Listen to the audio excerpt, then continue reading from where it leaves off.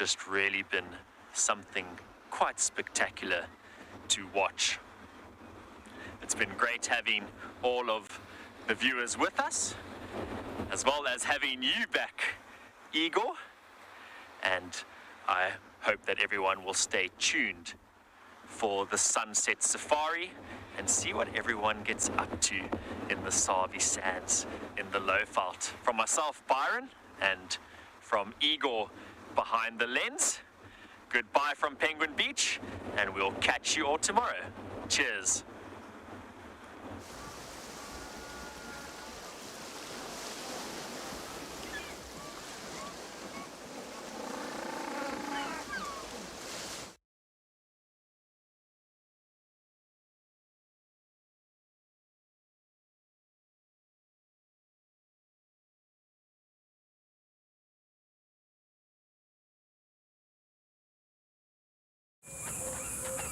This program features live coverage of an African safari and may include animal kills and carcasses. Viewer discretion is advised.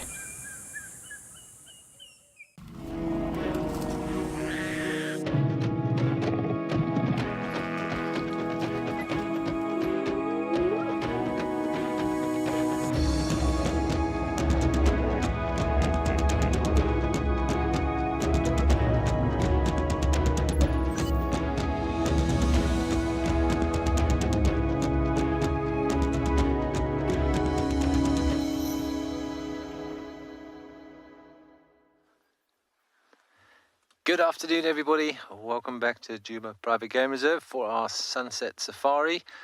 We are sitting at Djuma Dam, and we have a little family of blacksmith lapwings hopping up and down the shoreline there. No sign of any chicks here, but I'm sure we'll keep you updated on the chicks at Treehouse Dam at some point this afternoon.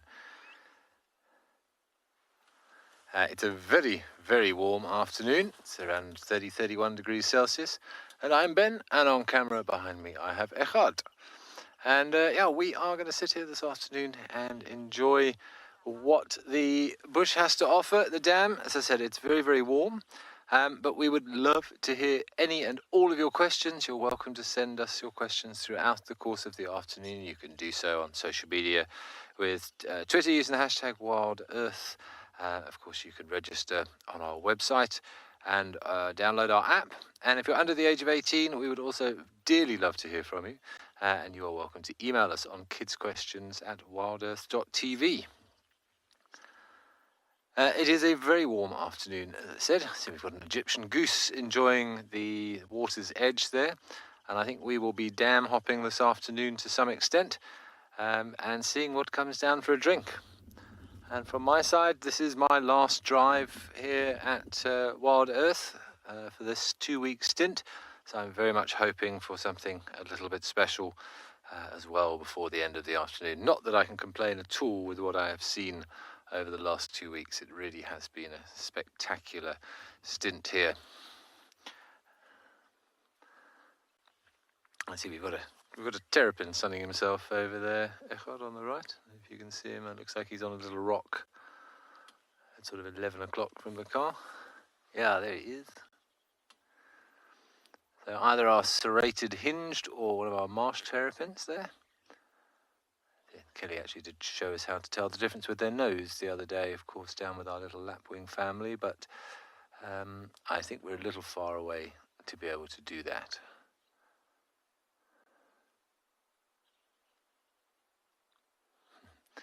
Everybody enjoying a spot of sunbathing this afternoon. Oh, there's two.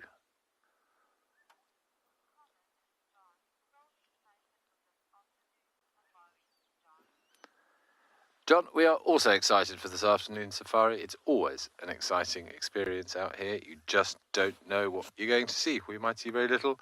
We might see absolutely everything. But there is only one way to find out, and that is to go and look. And just because it's warm, anything can happen. I mean, yesterday afternoon when Kelly found Tulumba and the cubs, that was at about 3 o'clock, 3:30 in the afternoon, and they were walking down the middle of the road. So you never know.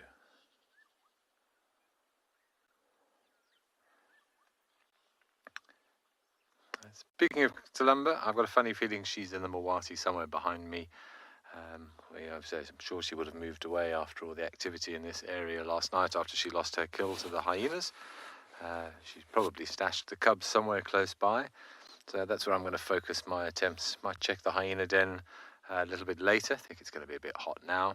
Otherwise, we're going to stay around the Mulwachi, around Twin Dams. Might go and enjoy sunset at Chitwa Dam, because that's just always spectacular. Catch up with some of our hippos down there, some water birds, and generally enjoy everything the bush has to offer. Okay, let's send you across to the weatherman and see what the weatherman has to say this afternoon, and I'm sure we will catch up with you very shortly.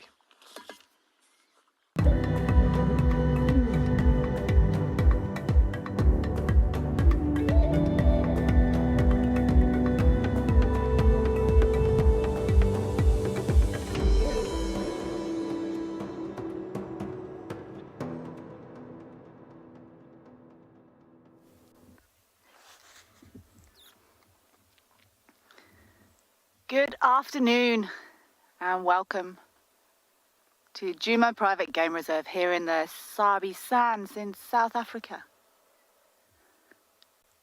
Devastating that it's Ben's last drive this afternoon.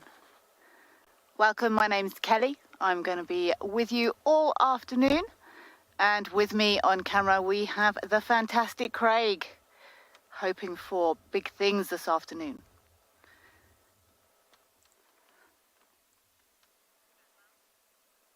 It's a beautiful, warm, sunny, clear afternoon here. We're just here on quarantine. We just had a little group of 4 or 5 warthogs that were chasing around. They looked like little motorbikes zooming around, but they've disappeared now. They zoomed in the wrong direction. So we're sitting here with a female kudu, bizarrely, in the middle of this group of impala. These impala are now taking on their characteristic group formations that we expect to see during the rut. There is still 2 males here, but I'm fairly sure one will be dispersed. Oh no, there's a couple more. They will be dispersed quite quickly. And this female kudu, quite happy to hang out here with the rest of these herbivores. The more eyes and ears, the better for all of these prey species.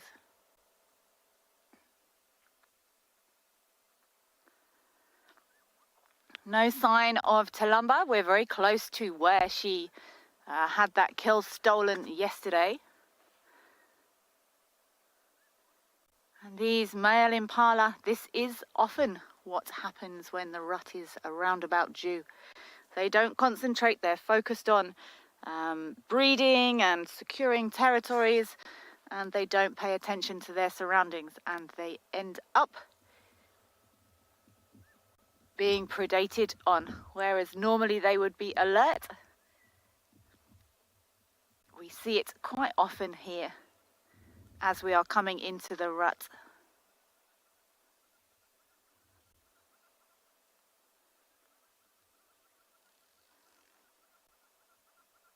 It's a little bit odd having this single kudu here, not completely bizarre.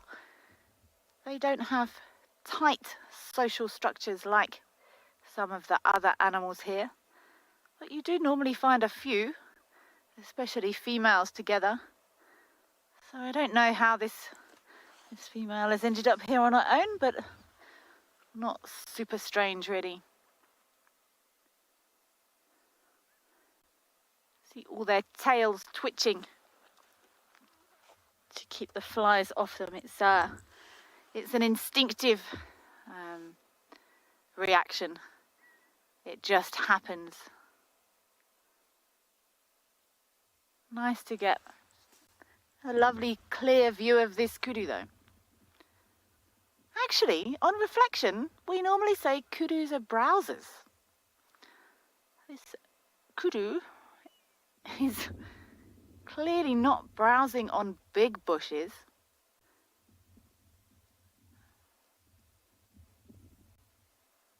Just goes to show these animals adapt as required. If she wants to hang out in the middle of a field, then she needs to eat what she has available.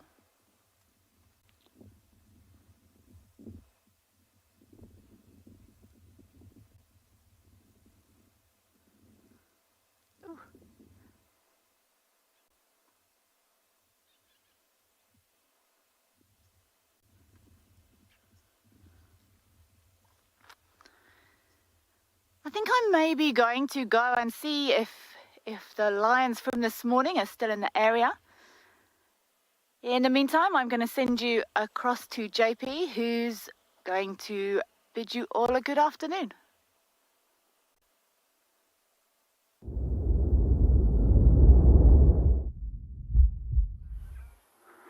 Good afternoon and welcome to Eco Training Pridelands. At the moment we're positioned in the shade and we're listening and looking at birds and at the same time a number of different trees. So when it does come to trees, there's a wide range of different uses which is quite often reflected throughout different cultures which we have in South Africa. And quite often we find a wide range of different uses within a single species amongst different cultures. And if you think of it, that South Africa has got 11 official languages and 11 unofficial languages, that's a pretty good reflection of how diverse our culture is and the cultural uses amongst plants and also associations with animals. So my name is JP Leroux, and behind the camera we've got BK. So two of the trees that we are looking at the moment, one on the left-hand side, which is slightly larger and darker barked, with a much more square-like appearance to the bark as a tamboti. And traditionally, this is quite often used for fishing, where they will actually use this tree to poison the water and the fish will start floating to the top. We also do find that this tree is also quite often used for the healing of toothache by simply putting a tiny drop of milky white latex, which is incredibly toxic, onto the tooth which is rotting. Quite often when it does come to the administration of plants and as a for medicinal purposes, we find that it is traditional healer that will describe which part of the plant will be used. And quite often after the consultation with the person that he has seen, he will actually communicate with his ancestors, and the ancestors will then guide him to go and find the correct plants of a plant that they are going to use. The second plant species, which we have on our right-hand side, this one is known as a false marula. It's got fairly long linear strips onto the bark, unlike the pock-marked appearance of a typical marula tree. And with this tree, we find that there's a host of different uses. The leaves are quite often used for the purpose of making a paste or poultice out of it, and that will be put onto wounds which is festering to stop it and heal it. We also find that they believe that there's a good spirit that resides in this plant. But the tree is also quite often associated with certain cultural beliefs that you can go and see somebody will then assist to make a medicine out of that, or place a spell on somebody that will make them forget. And what they specifically use that for is when it comes to debts. And one of those debts which a lot of African men often owe is to their fathers-in-law, and that comes in the form of cattle. And sometimes you'll pay him a certain amount of cattle for a dowry, and sometimes you will hope that he forgets about the rest. We're going to stay here for a little bit longer, see what we can spot, and in the meanwhile, let's go and see what the rest of the team is up to.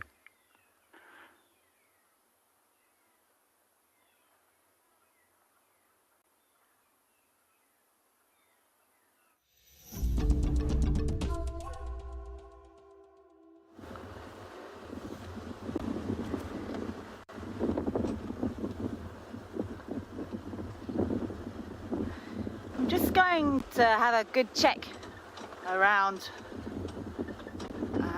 Galago Pan. Also interested to see how much water we've got.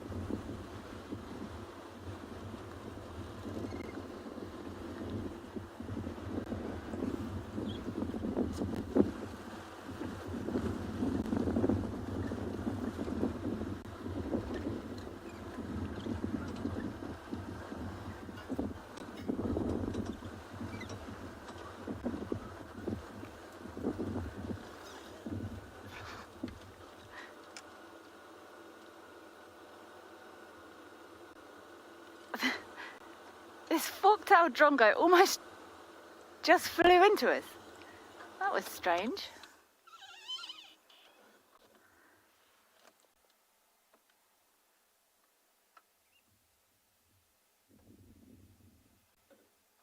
Fantastic mimics, these birds. Always on the lookout for insects to feed off from the floor.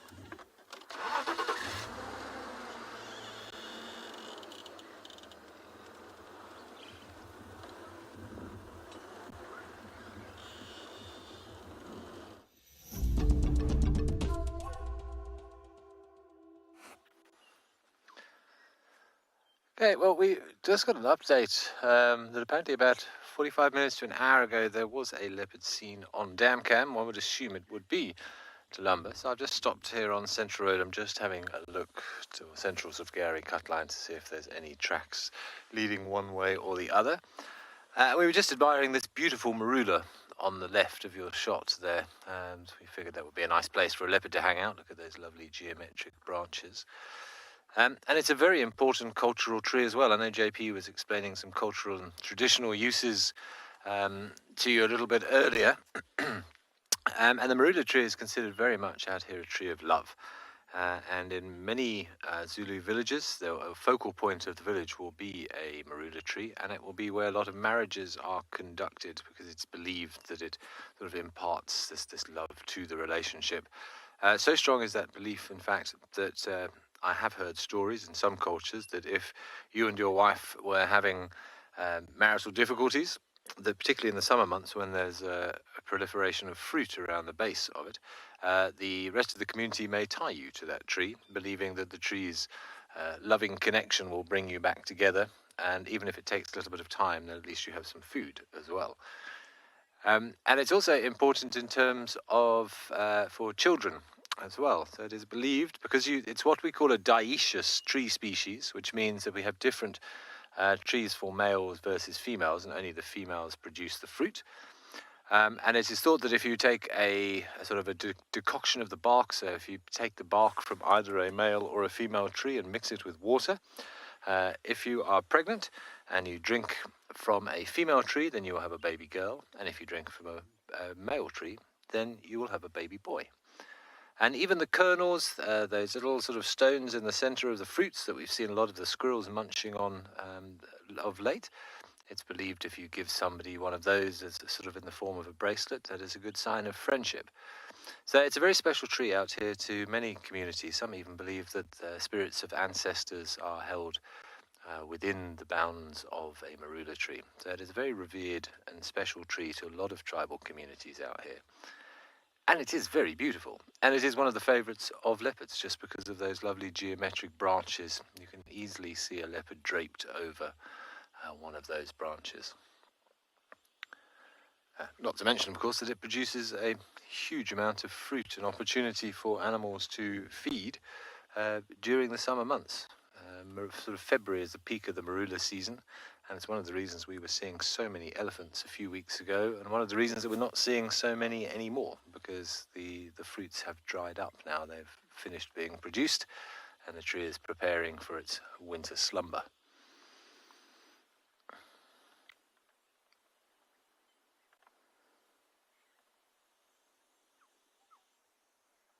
But that's a particularly symmetrical and aesthetically rather beautiful tree, I think. Sort of a yin and yang, left and right, as it forks low at the base there.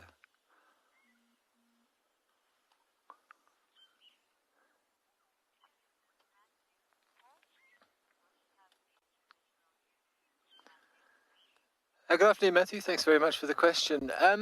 I wouldn't like to say that every single tree out here has a medicinal use, but certainly the majority seem to. Obviously, it depends on which sort of culture and which reference material that you use, because there are many different cultures, and of course it's not just in South Africa. Some of these cultural stories come from Zimbabwe, from Namibia, from Botswana, from Zambia, but you'll find that many, certainly many, let's not say all, but many of the trees here have either some sort of traditional, cultural, or medicinal use used by somebody.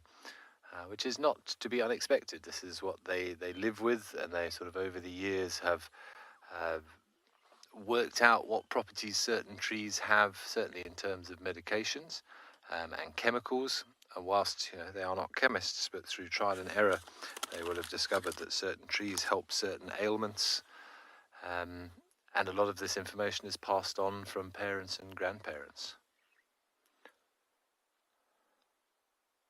But it's nice to see that cultures still respect trees. We as a generation, if we can say that, we don't seem to care about our trees quite so much, but let's not forget many other things. They provide us with oxygen.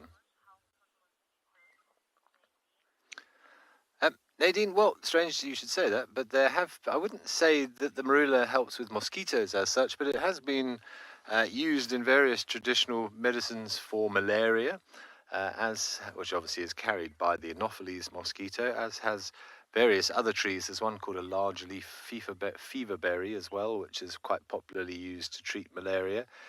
In terms of mosquitoes specifically, it's hard to say.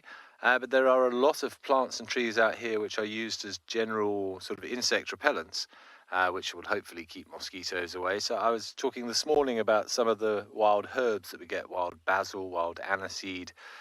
Those are both supposed to be very good for keeping insects away. And then there's something called a cork bush, which I haven't seen here, but it does occur in this area, which contains a sort of a fish poison chemical in it called rotenone. And that can also be rubbed on the skin and used as an insect repellent. Or if you can't find a relevant tree, what you can do, and this does work but surprisingly well, is burn elephant dung.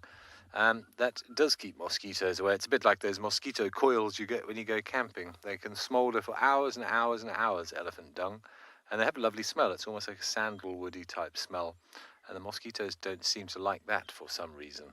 So that's always quite a nice one to have if you're camping out in the bush. You can light yourself a little pile of elephant dung to keep the mozzies at bay.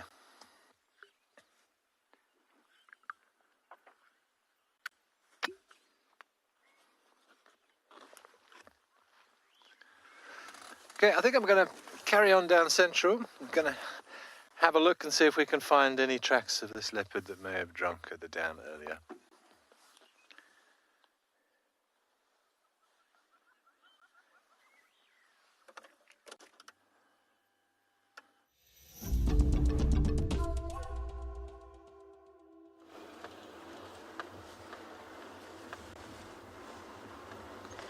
It's definitely a warm one this afternoon.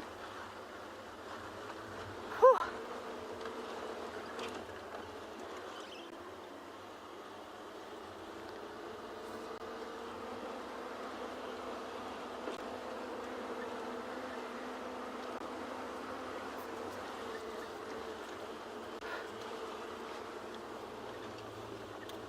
I'm here on Mvubu Road. I'm going to carry on to the boundary.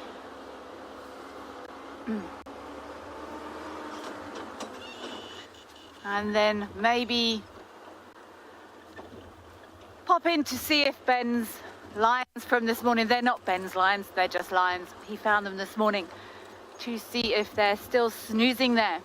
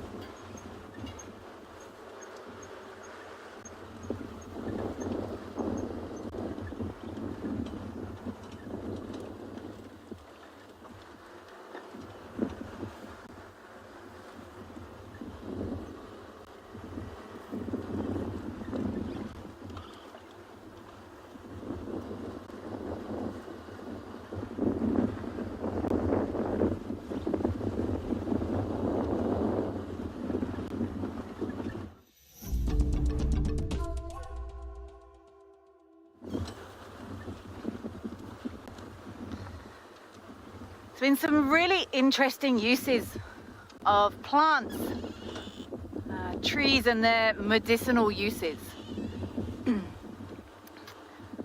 I've actually got a fantastic book with the actual chemical components of these trees and plants in. There's various uses for so many of these plants and trees here. I think one of the uses that springs to mind is I was once told that tamboti, the latex from tamboti trees, cures toothache. And I actually know someone, I have mentioned this before, who decided to test this theory when we're in the bush. We can't always get to a dentist when we need to. And he broke some of that, those sticks, those leaves with that tamboti, and it produces a white milky substance. And he put it on his tooth, and his tooth fell out. So it did indeed cure his toothache, possibly not how he was hoping.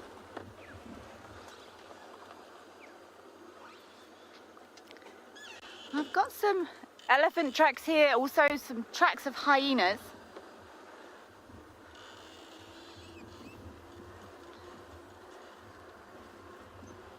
Elephants have been few and far between in the last couple of weeks. Well, they were all over the place, and then more recently we haven't been seeing as many. I know Ben has been desperate to find some elephants. Maybe this afternoon he will find some before he leaves. I'm gonna see if I can relocate on the lions we had this morning. It's been very hot today, so I'm hoping they won't have gone too far. Ooh.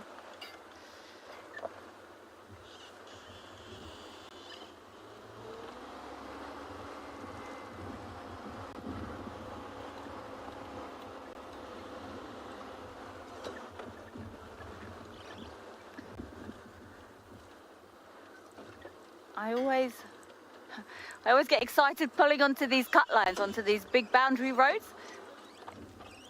It's look left, look right, look left again. You never know who you might find sleeping in the road there. Whew.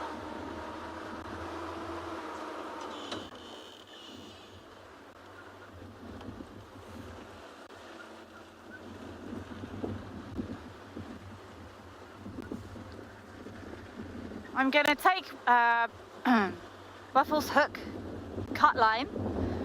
If those lions have moved north, then we should see their tracks crossing here before we see them hopefully sleeping down there on Hyena Road.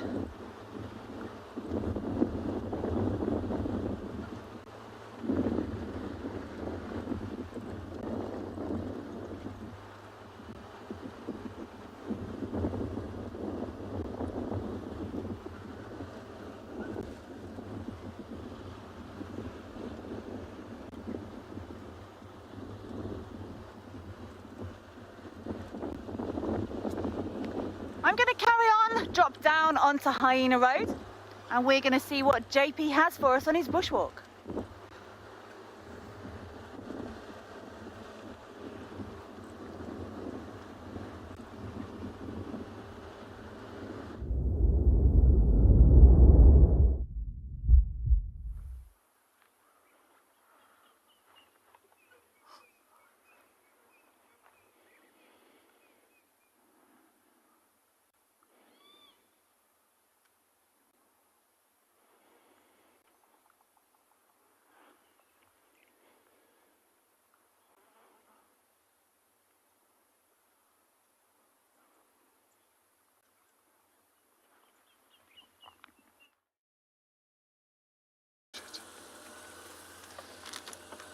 Oh, welcome back. Sorry, guys, we're just having a few comms issues there. We're still just having a look in the area for Tulumba, assuming that was who was seen on the dam cam earlier this afternoon, but no luck as of yet.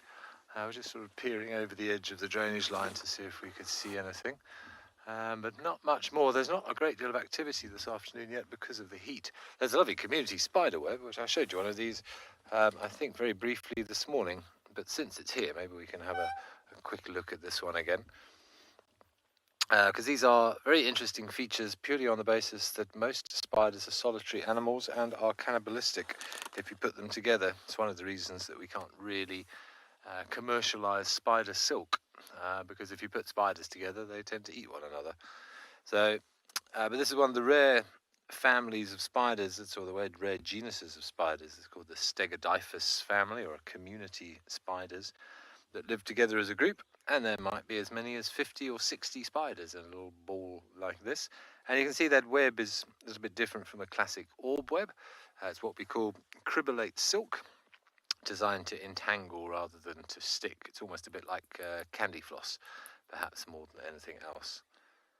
And they will work together as a group. If something gets stuck in there, then lots of them will come out and subdue the prey, and they will, to some extent, share the food out. I mean, nobody's quite sure. What I do find interesting about these guys, though, is that we have within there are not all the females will reproduce, and the ones that don't reproduce will help to look after the little ones, the spiderlings, to some extent. And when they get older, they will actually sacrifice themselves and let the spiderlings actually eat the older ones. And even the mothers, when they are getting older, will sacrifice themselves for the sake of the spiderlings to feed on them. It's something called matrophagy, which means sort of eating of your own mother, which is a little bit macabre, but a pretty incredible way of nature dealing with the small problem of food provision. And I think spiders are things that aren't given enough credit. Well, not many people like spiders, to be quite honest, myself included. I don't want spiders on me. But if you actually dig into how they work and the mechanisms that they have and the properties of the silk and everything else, I mean, it is an incredibly advanced organism, and it still makes me very surprised that even today, I mean, we put a man on the moon 60 years ago, and we still can't recreate spider silk properly in a laboratory. That just goes to show you how advanced nature is.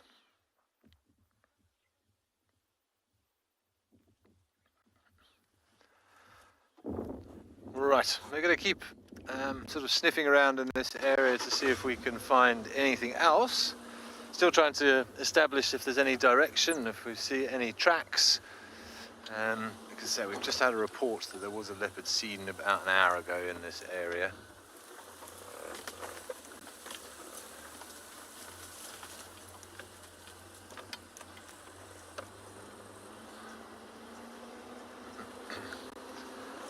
To carry on down towards the junction with Gowrie Cutline, and yeah, I'm just more than anything else want to see if we can find any tracks leading away from the dam. I would think she's probably gone down into the drainage line. But in the meantime, let me send you back to JP out on his bushwalk and see what he's come across.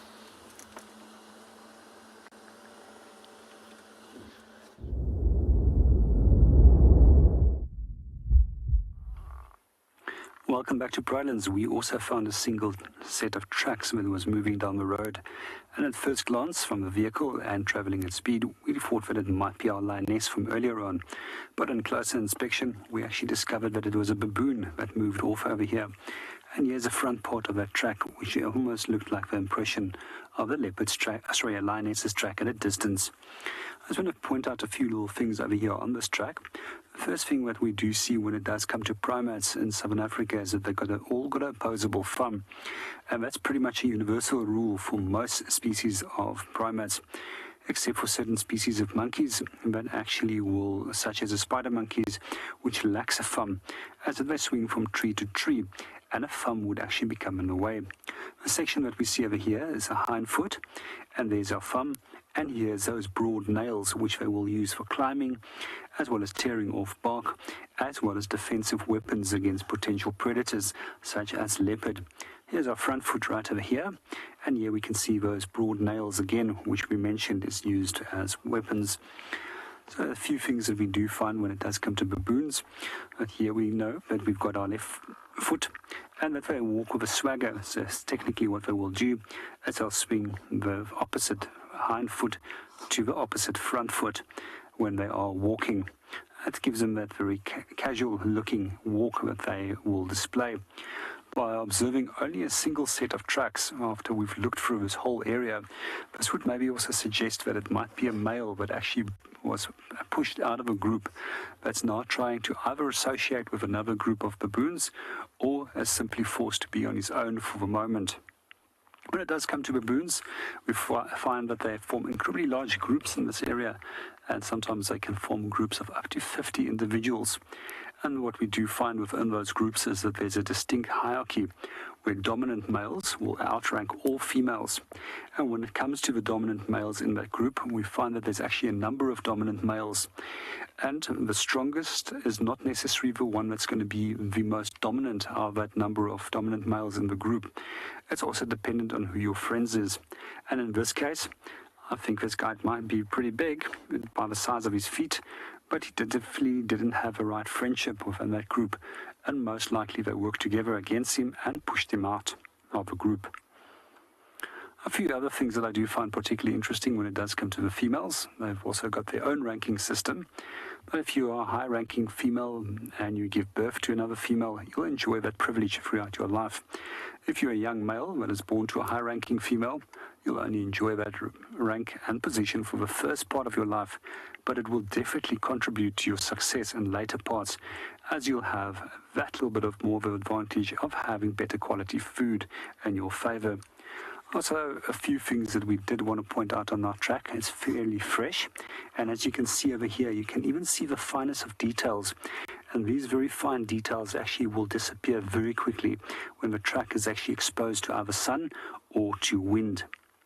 So I would guess that this baboon has gone past here within less than half an hour or so ago. So when we do follow animals, that's the first thing that we would like to know is how fresh is the track, because you never want to waste time in following up on old tracks, because they're not going to get you anywhere. And for those of you that are new to the show as well as new to tracking, just a quick few hints which you can use when you are looking at tracks. The first thing that you always want to ask yourself is which direction is the track moving in. You also want to get the direction of the light right, so you want to put the track between yourself and the sun so that you can optimize the view of the track.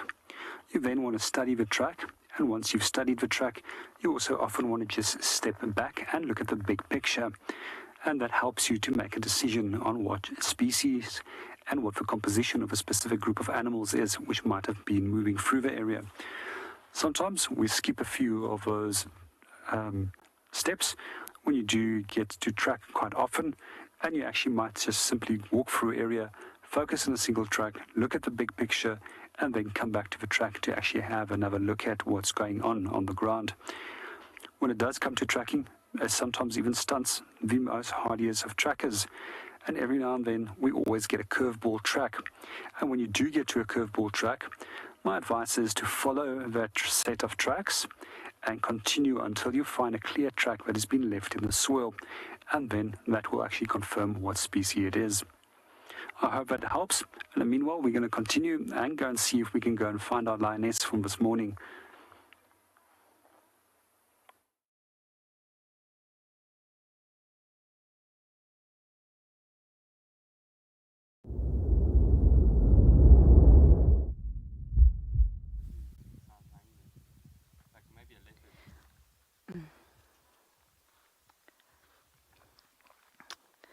Well, here I am on Buffles Hook Cutline, and I have just found something interesting in the road.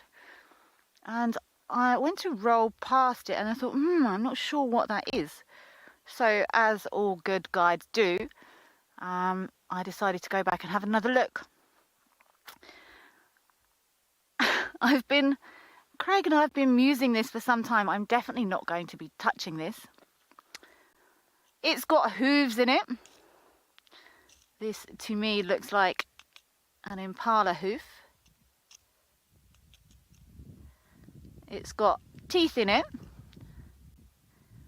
It's got lots of hair in it. And it's got grass in it.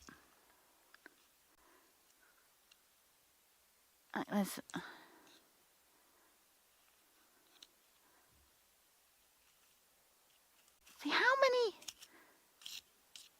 Oh, that's confusing, Craig. We didn't notice that. It's got it's actually got more than 4 impala hooves in it. That's confusing.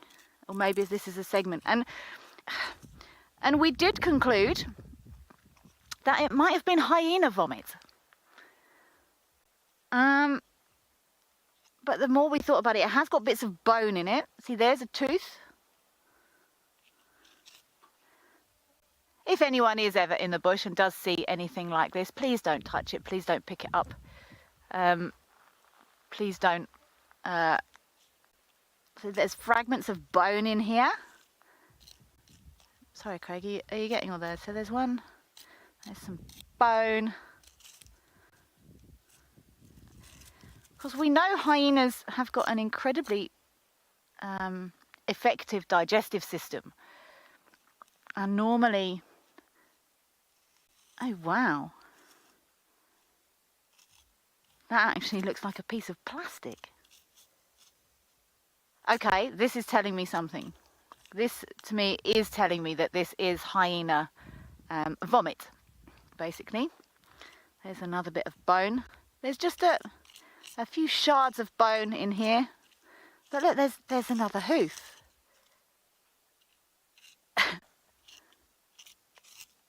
1, 2, 3, 4, 5.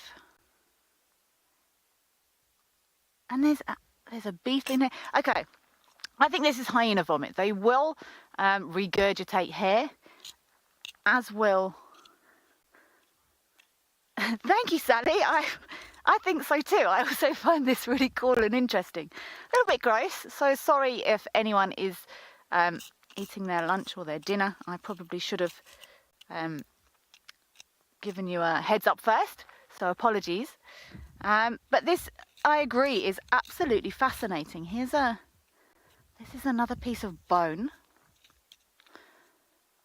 And it has got pieces of grass in it. I think I'm going to I'm going to take some shots of this because I would love to find out what other people think. I would have to go with hyena. See, what's that? Probably hyena vomit, because hyena scat doesn't have, it's just like chalk. They've got such a good digestive system. So maybe these hooves have upset it. Same as our dogs and cats, they will sometimes eat grass. But to be honest, I mean, this is terrible. Hyenas are known for eating junk and things that they probably shouldn't be eating. People have shoes go missing. People have all sorts of things go missing if you leave your shoes or exercise mats or anything like that outside. And that is what's making me think hyena, because if it's nibbled on a piece of plastic, then that looks like a hyena to me.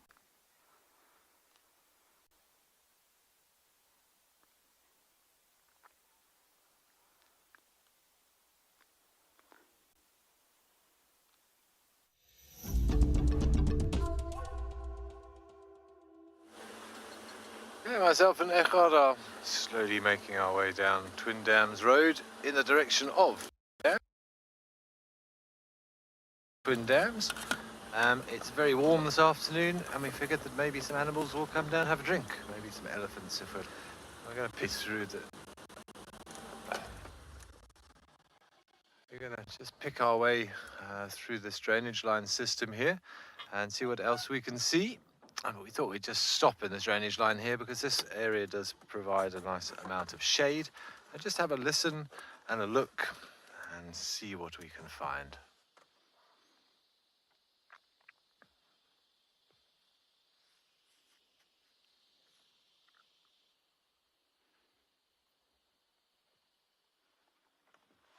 There's a few butterflies flitting around, and we can hear the cicadas. A nice hot day, they're still active. Or sonbessies, the sun beetles in Afrikaans.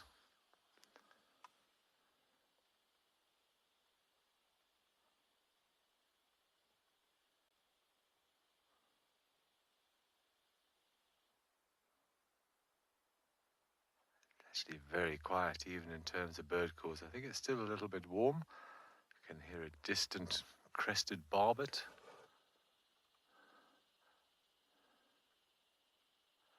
It actually sounds rather similar to a cicada in hindsight.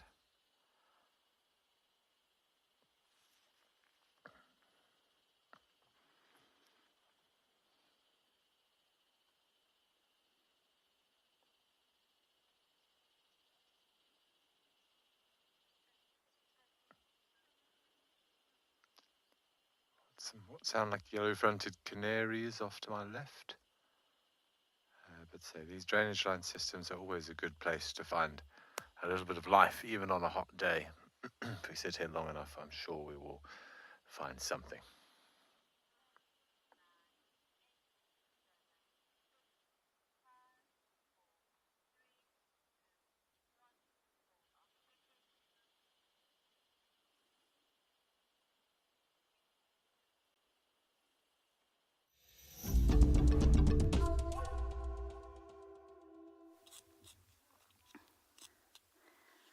I'm still here on the boundary poking around with probably hyena vomit.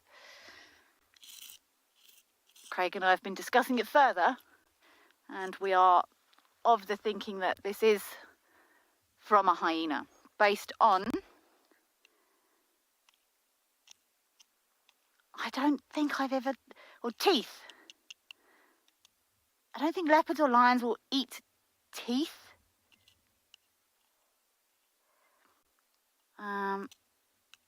These bits of bone, we do know hyenas can break down bone.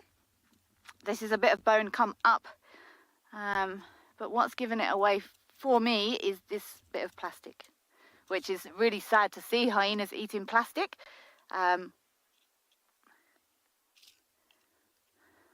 Yeah, I would agree. It's coming up through the mouth, whether you want to call it vomit or regurgitation or whatever you want to call it. But yeah, I would agree, hyena. And then maybe these, I mean, there's 6 hooves in here, maybe had a bit of a tummy ache. It would take a lot for a hyena to get a tummy ache considering the things they eat. So yeah, I'm happy to go with hyena regurgitation. That's probably enough poking around, but that is fascinating. Things like this I find really interesting. It's something we don't see very often, and certainly something, first of all, I just thought, I almost drove past it, and it's just good to go back, have a second look there. These keratin hooves. I did have a look around here for tracks. It is dried out, but it could have happened in the last, day or so. But this is a main road, so there'll be lots of tracks up and down here. As JP says, it is a good idea to put your, don't put your shadow on the track. So if I wanted to look over here, it's better to come out of the sun. I can't see any footprints, but this is a main access road. So yeah, I'm happy to go with hyena regurgitation. Very cool. Don't touch it with your hands. So, after that distraction, let's carry on my 3rd booster seat. Move my radio. Now let's go look for our lions.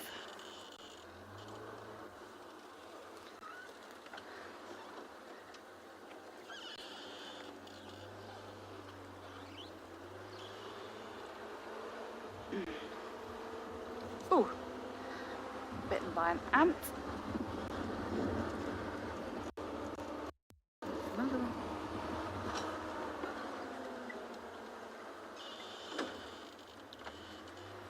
Gary, good question. No.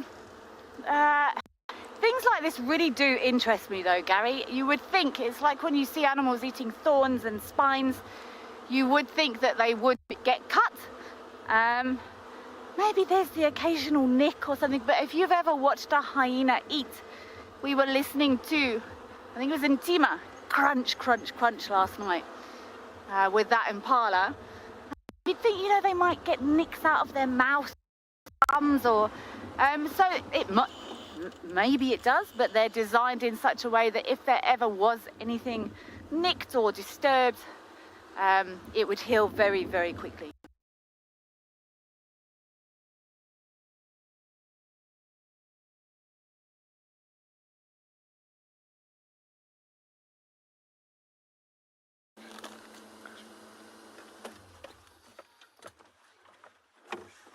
Well, it sounds like you guys have been having some excitement there with Kelly finding some unusual things. We've just stopped at one of these pans on the way down to Twin Dams. And we actually thought we saw a little owl in the tree, but turns out it was a lilac-breasted roller, but just sitting rather funny. There he is. Thank you, Echard. Of course, you won't be able to see the beautiful colours of the roller because he's sitting in the deep shade there, but that's unsurprising, bearing in mind the temperature. But just that sort of silhouette, we couldn't see the tail, but you can see how it looks sort of quite chunky and squarish, a little bit blocky. And I actually thought when we saw it that perhaps it was a little pearl-spotted owlet, which of course is a daytime hunter. And they are, I wouldn't say easy to spot, but if they are sitting on an exposed perch like that, they do look exactly like that, this little sort of block, like a child's building block sitting on a branch. We've also got a couple of starlings flitting around, and so there is a little pan just to the right of the leadwood tree that, excuse me, that the roller is sitting in. I thought maybe we'd find a buffalo or a warthog having a bit of a wallow, but it seems not yet. However, so I'm hoping to get some activity down at Twin Dams itself. And as I'm sure many of you know, I've failed miserably in my quest to find elephants over the last few days. And today is potentially a good day for elephants to come down for a drink. And as I said at the beginning, I do want to go and check the hyena den, but I sense it's going to be a little too warm for them at the moment, so I might give it another hour or so. So maybe spend a bit of time at Twin Dams, see if we have any birding in that area, and then maybe pop past the hyena den a little bit later. I'd very much like to see either Korkior and Tima's little ones, well, any of the little ones for that matter, before I leave. Considering I shared such a beautiful sighting with them the other day with the little one falling over that tree root, it was one of the highlights that I've had.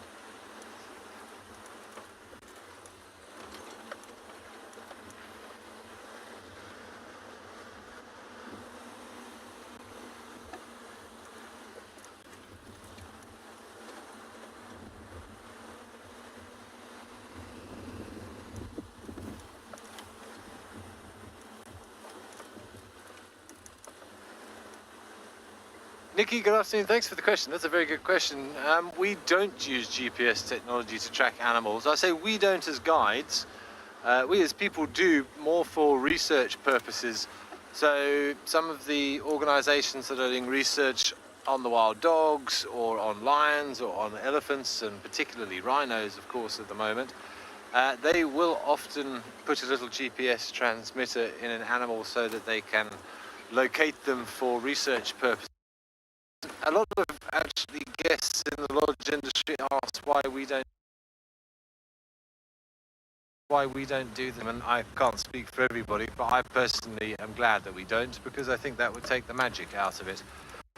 You know, we want to look for animals the old-fashioned way. We want to find the tracks, we want to follow the tracks, we want to listen to the bush and the clues that the bush is giving us, and locate the animals that way, and also have that.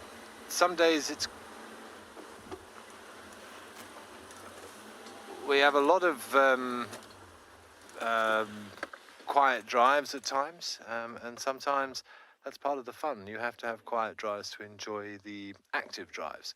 And I think if we knew where all the animals were at all times, and we could just drive guests to where they wanted to go, it would become a little bit zoo-like. And certainly in my experience of sort of 15 years in this industry now, and taking guests out, even if we don't find something, to find the tracks and to follow the tracks and to have that excitement that there might be an animal around the next corner every time you go around a bend. It's that thrill of the hunt is sort of the best part of it all. And if you do find something, great. And if you don't, well, it was exciting looking. So for research purposes, for anti-poaching purposes and things like that, yes, GPS technology has its place. But for animal viewing, I, for one, prefer that we do it the old school way.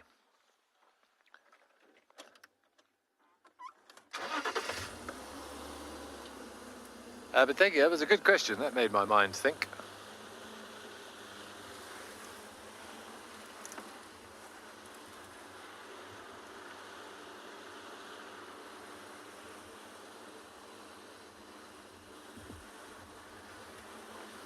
Right, we're going to keep heading down towards Twin Dams and see if we've got any activity down.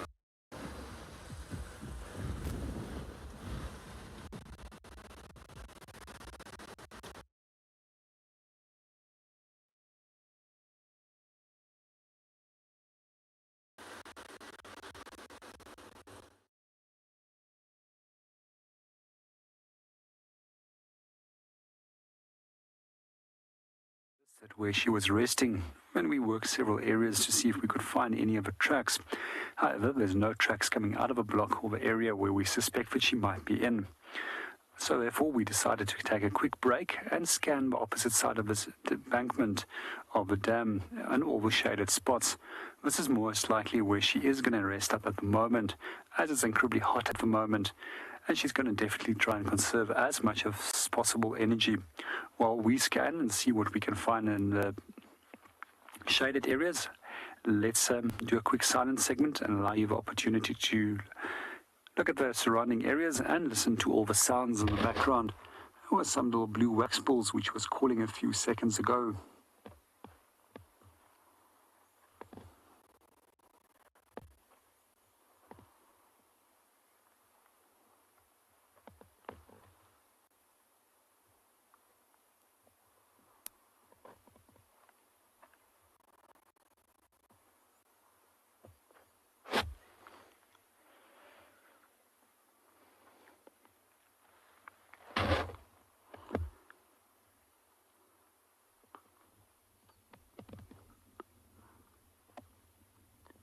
It's quite hard sometimes to look into these shaded spots, and I hope that we are going to find her, but let's keep at it. Also some blacksmith lapwings and some Egyptian geese at the edge of all at the moment. I think if they did spot her, they would have did a long call as well, as birds have got an incredibly good sight. There's also some thick knees that are scattered throughout the shaded areas, and they too would have definitely reacted if she was here. I believe that she's followed the drainage line and headed roughly into an easterly direction. And that's most likely the area where we're going to continue following up for the rest of the afternoon.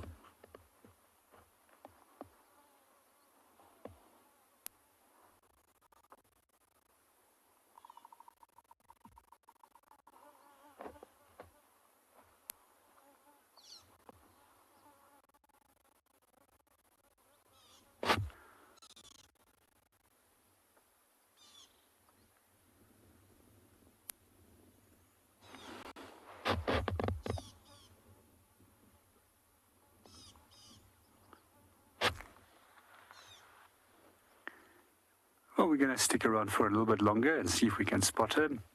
In the meanwhile, let's go and see what the rest of the teams are up to.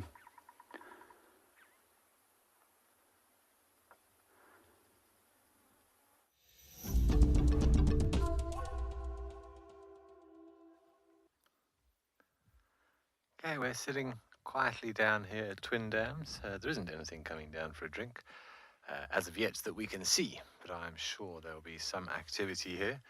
So we're going to enjoy the sights and the sounds of Twin Dams for a few minutes and see what unfolds.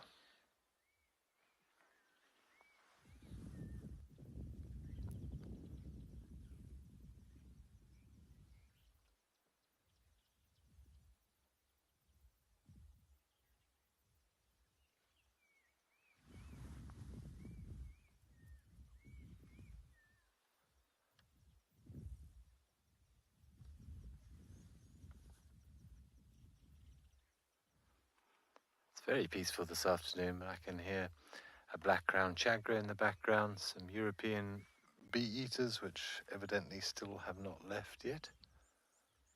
Some blue waxbills. I had a Birchall starling a little bit earlier.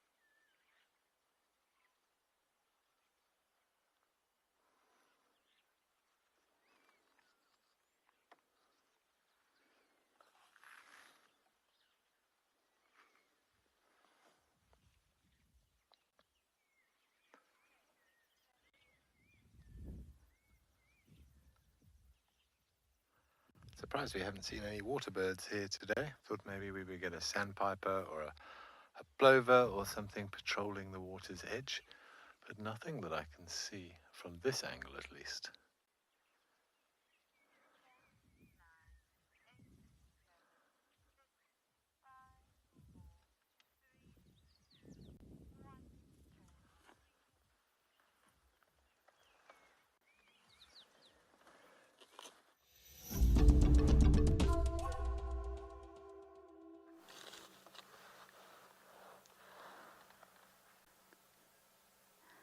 Look who we found.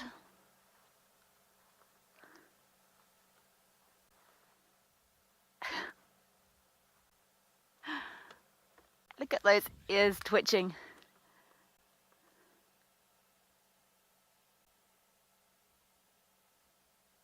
Same as our impala and kudu tails we saw earlier. This is involuntary. It's a reflex reaction to keep those pesky flies. Good afternoon. And that's enough. A little bit of lion yoga going on here. These are in the same position as Ben left them this morning. Not the same position. I'm sure they've moved around a bit. They're in the same location, should I say. And I can just see feet and ears and and white bits and pads. Lovely image of those feet there. Bellies exposed.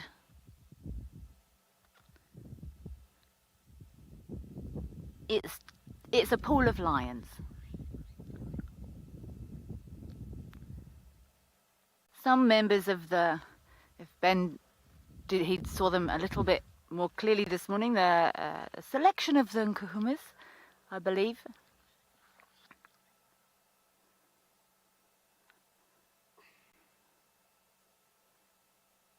Peacefully resting next to the road.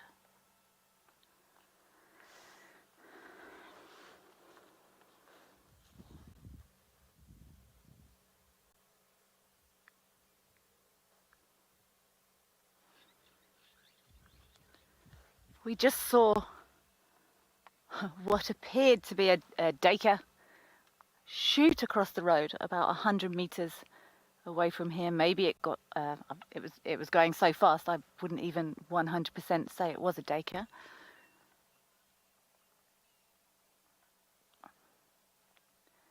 Karen, I've asked myself this question many times. Lions sleep on top of each other. It's a camaraderie thing. Lions are the only truly social cats, and it's a buddy system. It's a security system. They like to know who is where, and it's just security is not quite the right word. It's just because they're friends. These animals spend lots of time bonding, forming bonds, reinforcing bonds, and all the time they're touching, they know where everybody is.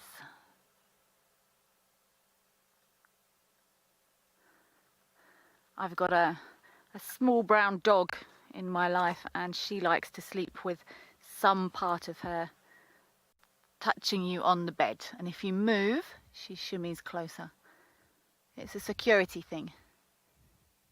And these lions, I think, do it for the same reason, although it does fascinate me sometimes. It can be 42 degrees. The last thing I would want is a leg draped over me in that heat.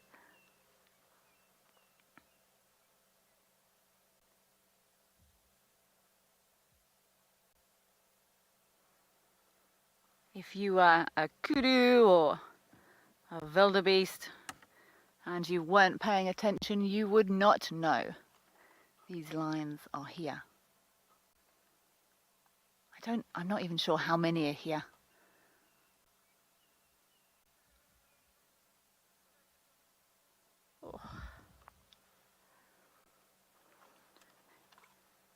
It's just after 3:30 here, and it's still about 32 degrees, so I don't think I'm going to stay here the whole afternoon.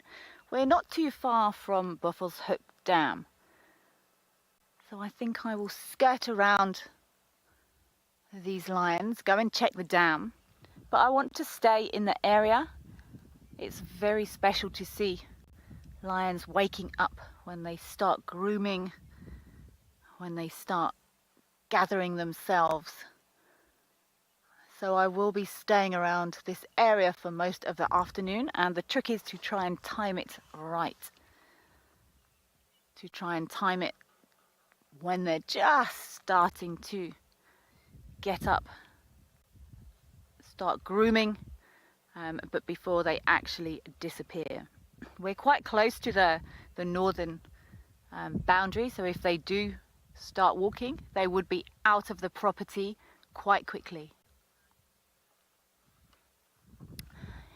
Daniel, not officially predates on lions, predates as in hunts. You could use, male lions will kill the cubs of other male lions, but that's more a defense and a genetic destroying lion rather than actual predation. Buffaloes will also kill lions, but of course buffaloes aren't predators, so I'm going to say officially no. I've never seen it. I know lions are quite often killed by buffalo, but predation, no. If hyenas find lion cubs, they will kill them. If hyenas find an older, less able lion on its own, again, they will kill them. But more to eliminate competition than for predatory reasons.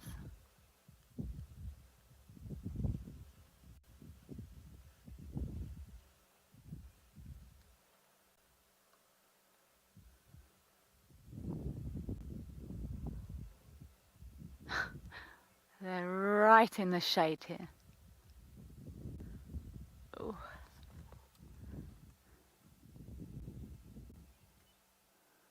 So this is going to be my mission this afternoon, to try and gauge it right. To time it when they're slowly waking up before they actually disappear. If they started walking as the crow flies, if they walk straight up this road, it's probably not more than 500 meters to the cut line.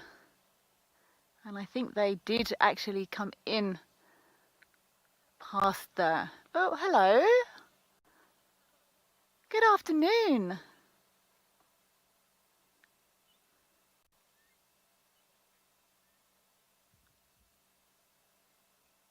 Hi.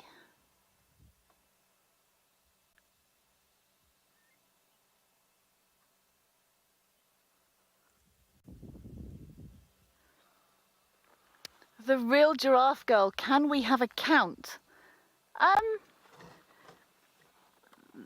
I can see Craig's actually higher up than me. I think, okay, well there's one. That's a good start. If you could all just make your way out so we can have a count. So there's a young male who's now blocking my view. There's 2, 3, 4. I can see another. Where are you off to? 1, 2, 3, 4. So I can definitely see 5, the real giraffe girl.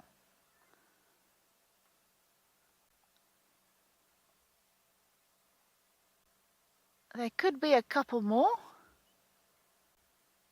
but they're in this very long grass here.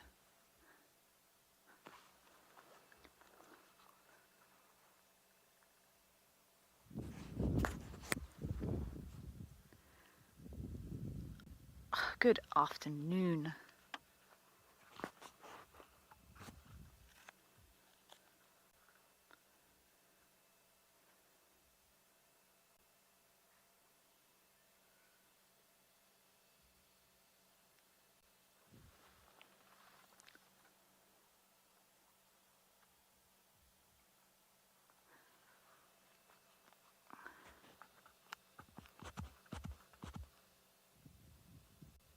For a young boy, he's got quite a few scars on his face already.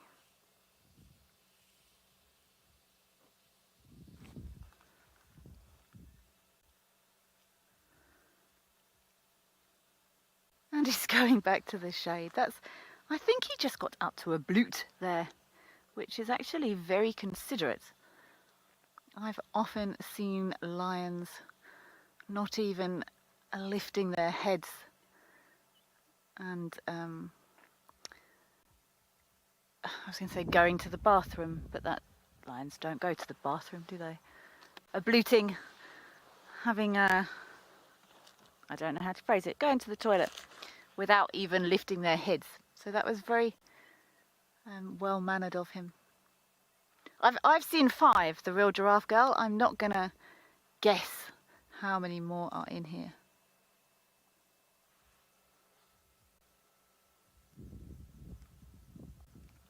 Maybe we could ask Ben how many he saw here this morning. I think he said he saw 7.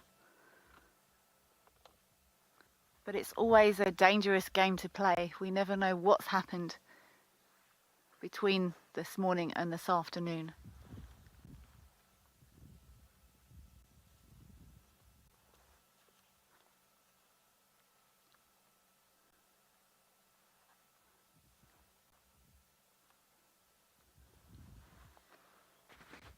Look at this.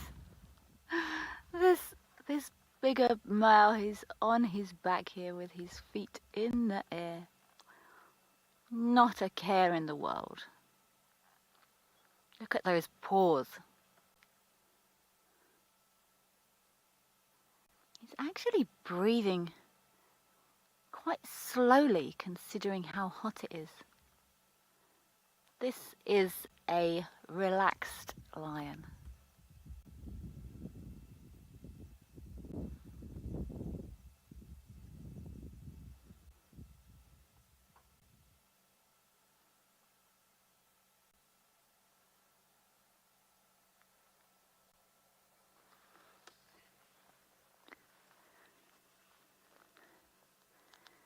I think I'm going to do a quick loop around the dam just to see if there's anything happening there, and then I will be coming back here quite shortly to see what's happening.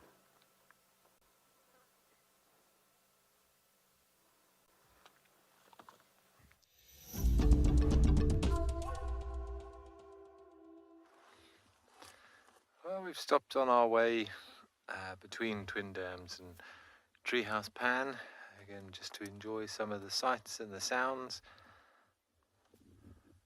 It's still very warm this afternoon, but we've got a lovely orb spider. We were just admiring the strands in the sunlight there, giving it that golden colour.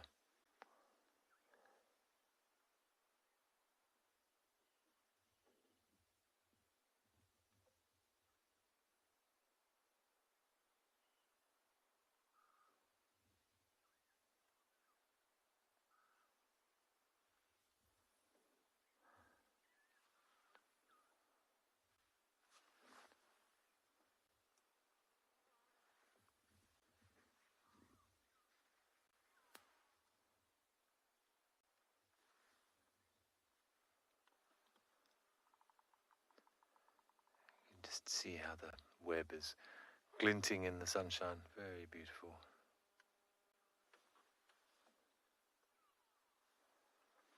And there is the owner of the web, another one of our banded-legged nephilas, well, sort of categorized as the golden orb web spiders.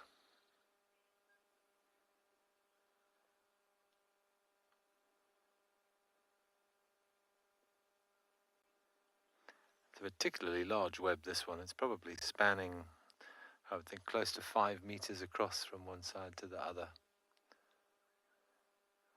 And you can see those beautiful concentric circles of sticky silk. And a few capsules of things that she has captured.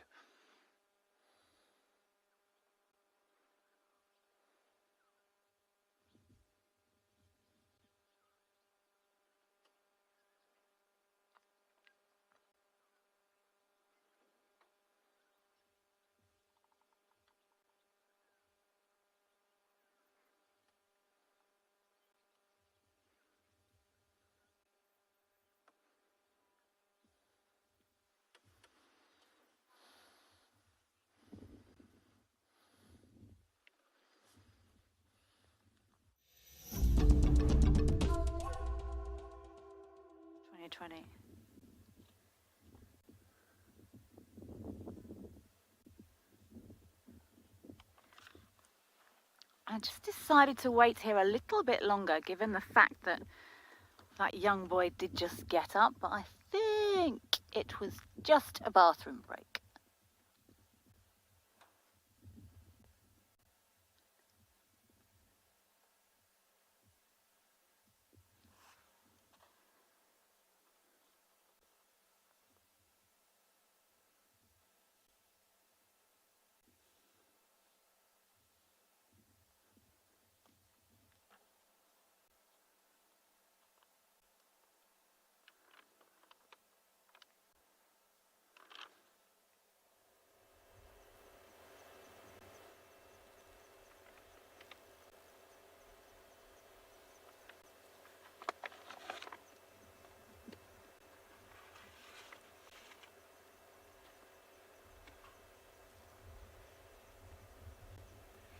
I haven't seen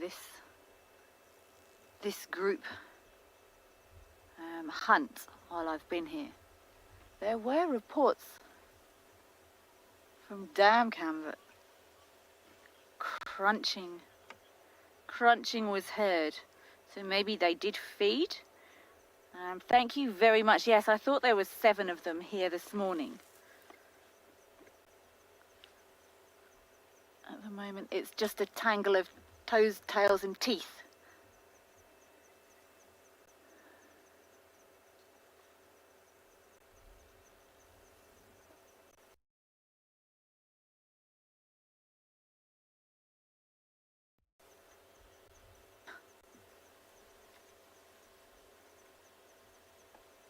There's lots of scars on, and we're down.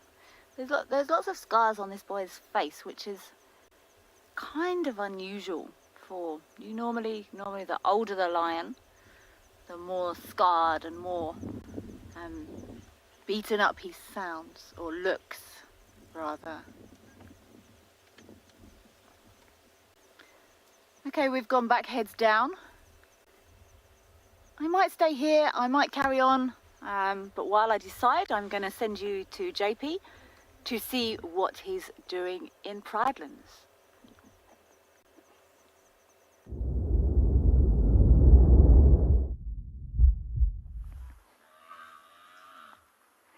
Welcome back to Pridelands. We started increasing our search area for our lioness. However, we still haven't managed to actually locate her. But what we did find is an incredibly large herd of buffalo. And within this group, we find that there's one of the buffaloes that's actually been spined. However, there's no claw marks on the hindquarters as what you would normally expect when lions do decide to go for a buffalo. But you can clearly see the puncture marks. She's not just moved off into the thicket. And it's very likely that this is an injury that she has got from our lioness that might have been following them. We also noticed that there's a number of oxpeckers which is actually keeping open those wounds, and they're directly feeding on the blood from the open wound. We can also just pick it up in the general behavior of a whole group, that they're very uneasy at the moment. And I still wonder, well, actually our lion is not very close by. We're going to hang around here. We're going to work this area and see what happens. But for first, let's just see what is happening with our buffalo at the moment. Most of the individuals is now settling down and resting, while some of them is a little bit more uneasy and starting to move off from the area.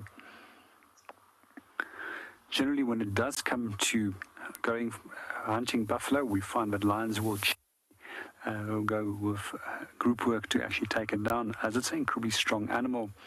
If you think of it, a lioness probably weighing in between 120 and 150 kilograms roughly, compared to one of these buffalo, which has the potential of weighing in most likely up to some 800 kilograms. However, I doubt that the female is much more than 500 kilograms in weight, which we saw. But there's always an exception to the rule, and I have seen lions actually going for their own for buffalo, and most likely that it's most likely that those buffalo were actually a buffalo that was actually falling behind, or has got a pre-existing injury that might have actually slowed her down and made her more vulnerable to attack. Good afternoon, Betsy, and welcome to the show. When it does come to buffalo, they actually don't leave the herds. What we find is that the females will stay in the grouping. We sometimes have males that will actually start wandering off, and those males will wander off around by 8 to 11 years of age, when they are no longer fit to keep on fighting for access to females. And sometimes they might actually come back into the herd again for a second time, mate, and generally after that they will split off into small bachelor herds again.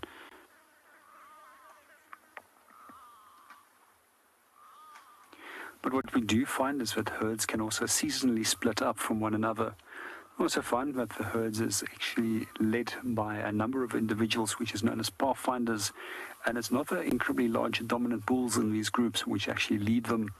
They're purely there to protect and mate with the females, and the females will mate with the biggest of males, and the big males will prevent smaller males from actually having the opportunity to mate, and at the same time prevent interbreeding from possibly taking place within a herd such as this.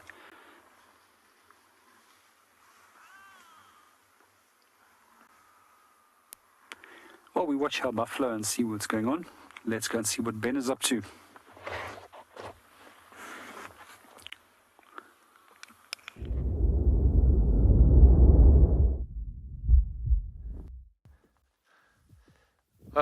With your lioness there, JP, but very cool. It's a big herd of buffalo. As many of you know, I've been trying to find elephants for a long time. Just got to Treehouse Dam, and I've at least found some evidence that there have been some elephants here recently. Echar's just framed you up. Beautiful track of an there. Looks like a small that came through. We've got some smaller tracks in the area as well.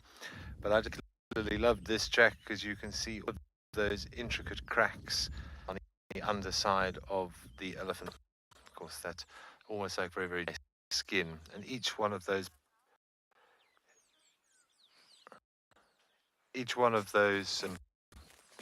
tracks is unique to an individual. But very, very cool to think that they've been down to the camp, to the dam at some point. And relatively recent, it seems. There's some impala tracks on top of it. Other than that, they look pretty fresh. You can see how shiny they look. And you can see the direction. If you can see there, you can see where it sort of dragged its toe. If you like, where the toenail. Elephants do have toenails, but they're not actually.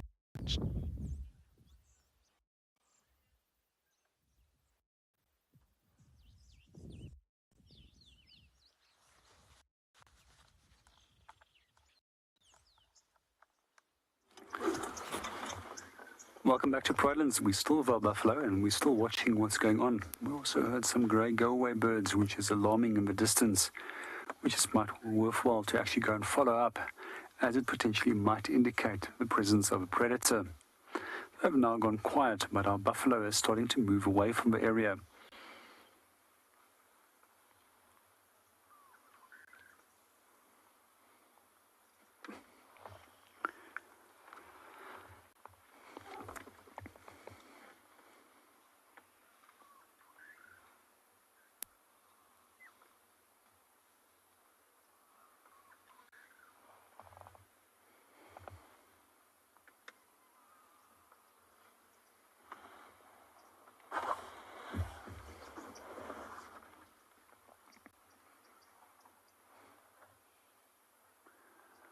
We're just going to see what our animals are doing now. At the moment, we find ourselves in a position where we can't continue any further. So we'll have to actually drive out on the same path as that we came in and then follow the road network to actually continue trying to relocate on our buffalo.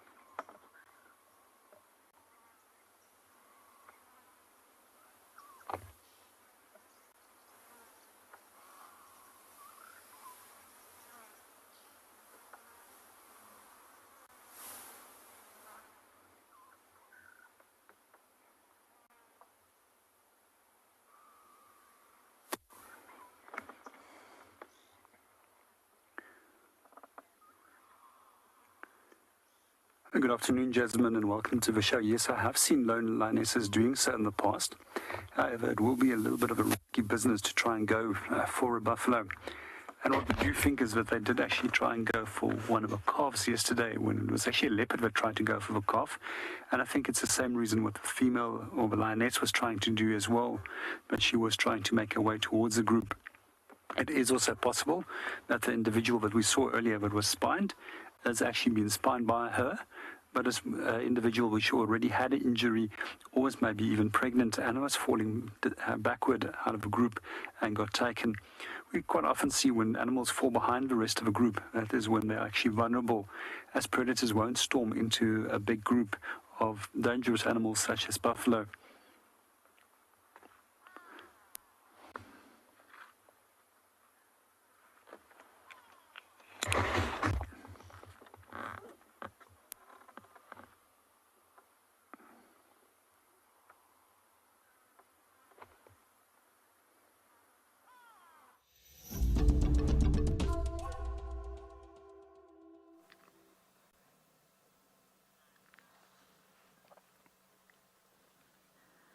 There's a beautiful tree wisteria here.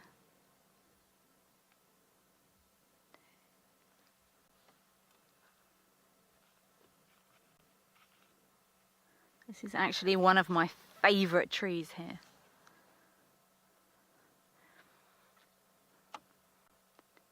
As it comes out of the dry season, it bursts with colour. With beautiful purple sprays of flowers that look like bunches of grapes. I've actually got a mural of one of these trees in flower at my house. They're so pretty.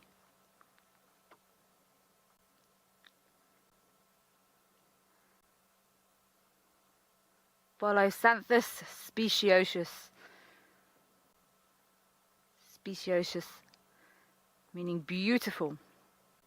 I think this may be the coral tree, but certainly in this area, I personally think this is the most beautiful tree here.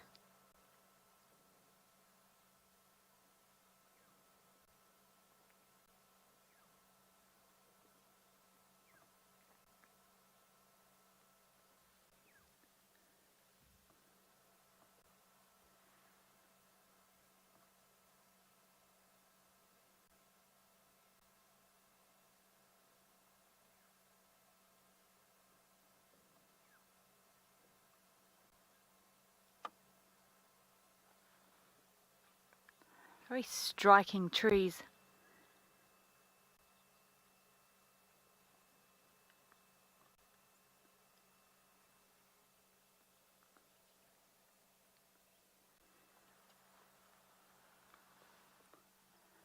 Leaves are shiny, they've got quite a bright sheen on them.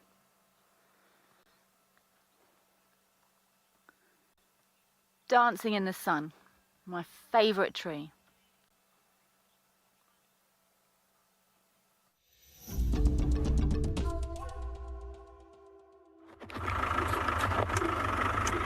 Welcome welcome back to Guidance. We just quickly made our way out of this area as that we wouldn't be able to follow through a drainage line.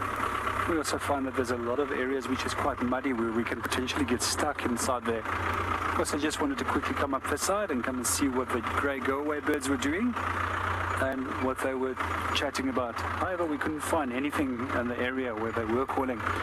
We just located in some of the buffaloes. However, the majority of them has now crossed into an easterly direction onto the opposite side of that drainage line. We're just going to make our way around and see if we can get a better view on them.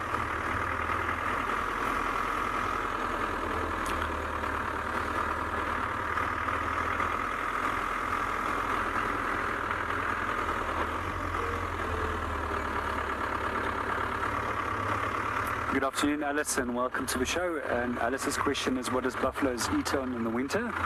They still feed on grass, and they've got the ability to eat a lot of bulk grasses and dry grasses. Unlike most other animals that are more selective about the quality of grass, and therefore will only focus on high palatable grasses. And by being able to eat a large amount of unpalatable grasses when it's dry, that is one of the reasons why they stay quite successful in maintaining a good body condition throughout the year. In some cases, I've actually seen them feeding on red bush willows in the past in times of drought, but that means actually there wasn't a single blade of grass which was left at that point.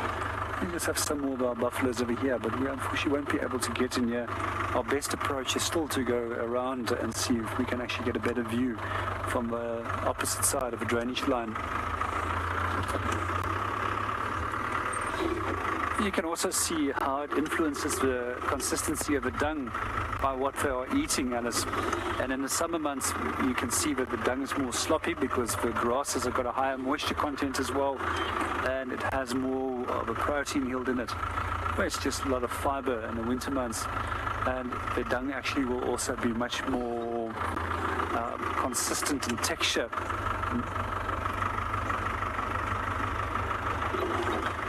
Well, as we make our way around to the opposite side of the drainage line, let's go and see what Ben is up to.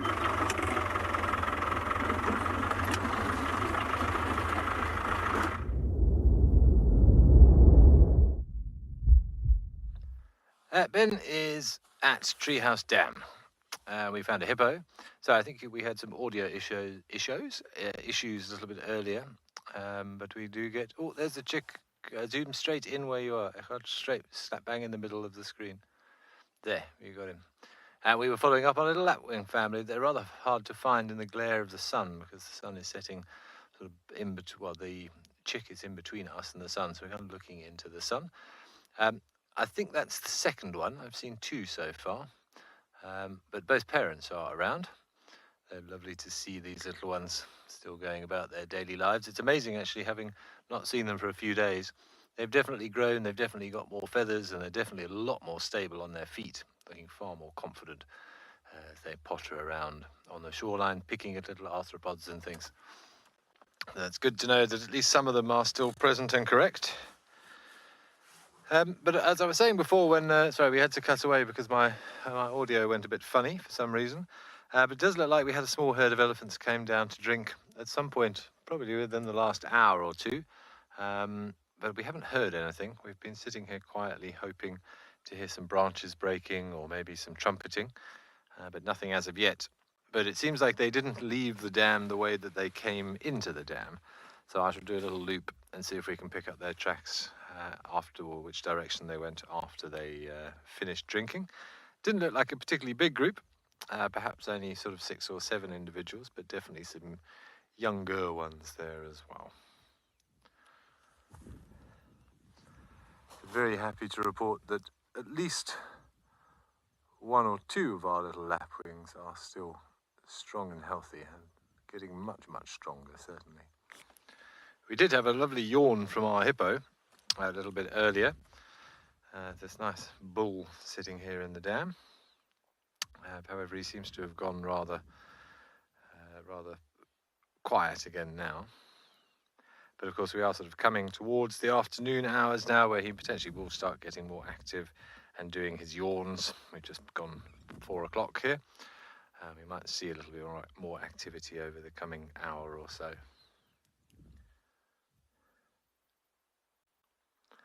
You see he's gone all camera shy now, and just his ears sticking out above the water. The occasional half an eyeball. Stations have relocated on Ngala. Sorry for the radio there, just Kelly updating everybody on those lines that she found that we had this morning. Sounds as if they haven't moved, unsurprisingly.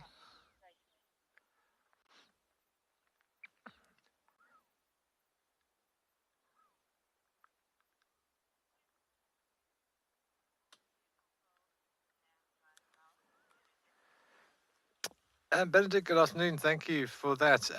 Well, that's a good question.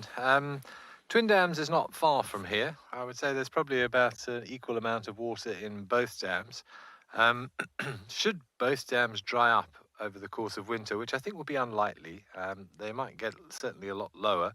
As long as there's some water here and some mud, might be okay.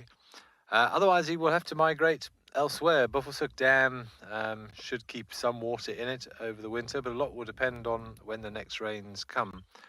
But hippos, if they do come under sort of massive stress in that regard, they'll migrate to the closest perennial water source. Chitwa Dam would be the most obvious.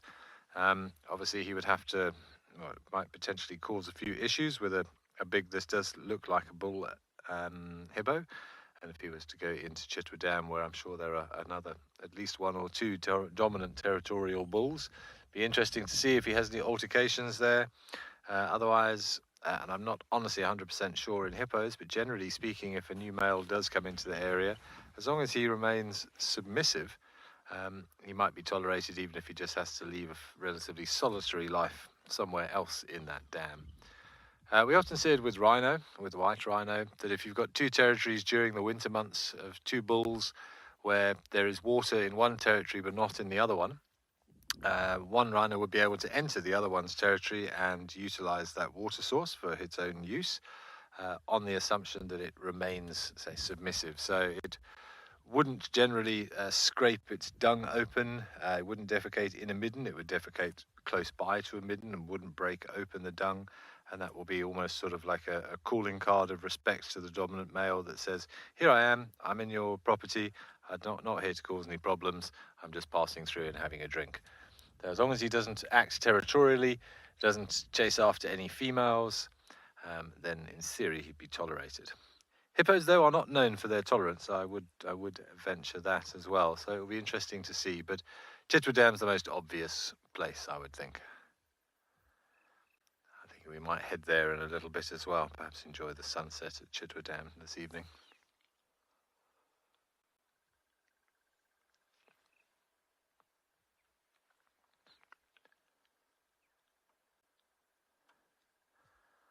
Hoping we were going to get another yawn. We had a beautiful yawn earlier.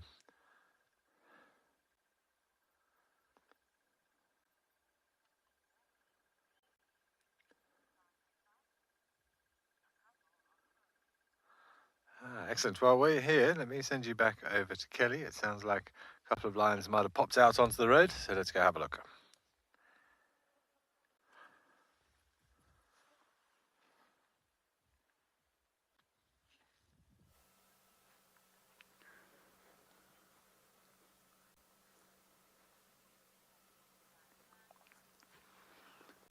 I found some double-banded sand grouse, which is very, very cool. We don't see them too often, and it's even more unusual to get them into a picture or a frame because their camouflage is insane. From a distance, I will be completely honest with you, I have very nearly come into contact with these birds many times on game drive because they squat down here in the gravel and they're invisible. The only reason I spotted these is because as I came around the corner, one of them ran forward. And normally, because you don't see them, you get close, they fly up, they disappear, and we don't get to have a look at them. But they are stunning, stunning little birds.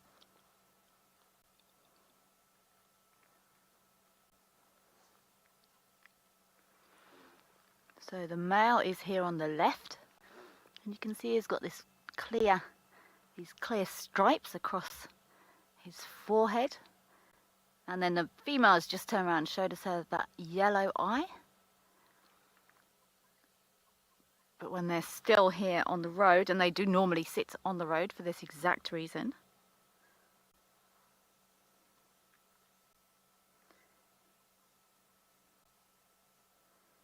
they vanish.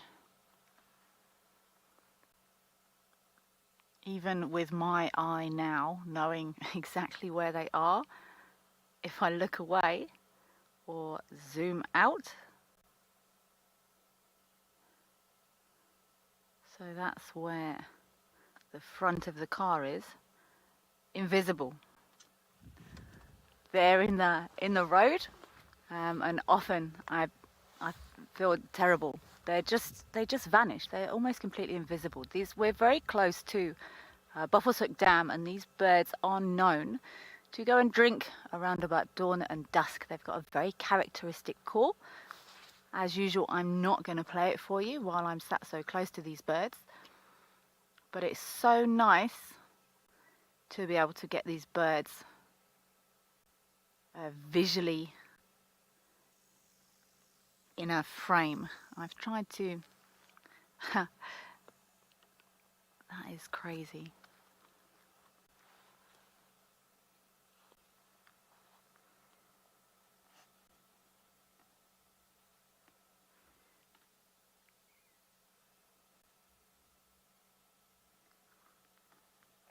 So they feed on mostly seeds.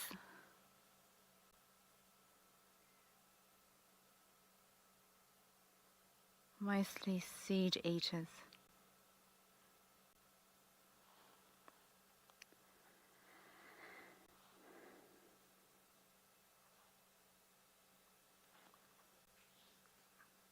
Lovely to get these double-banded sandgrouse in a nice clear frame for you.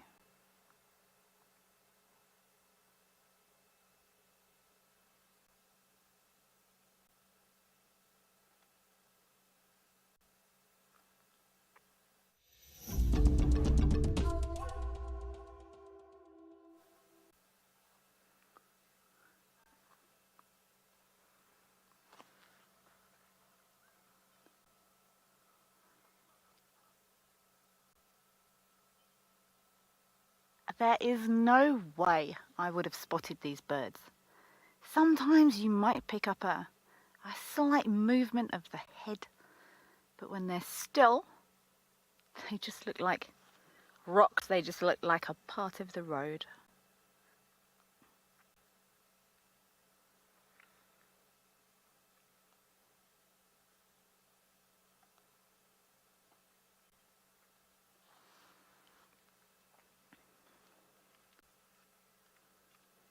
There's not really much known about how these birds care for their chicks. They do nest, they're ground nesting birds.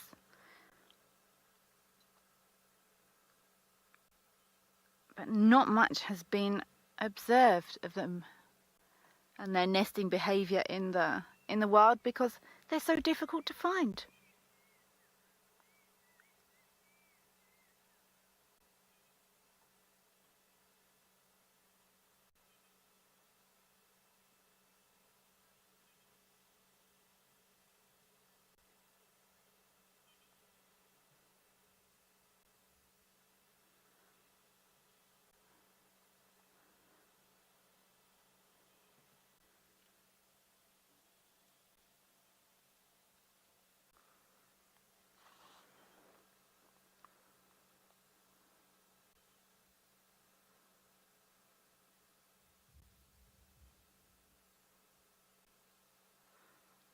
They do lay their eggs mostly through the dry season, so it could mean they're coming into their time now to breed, but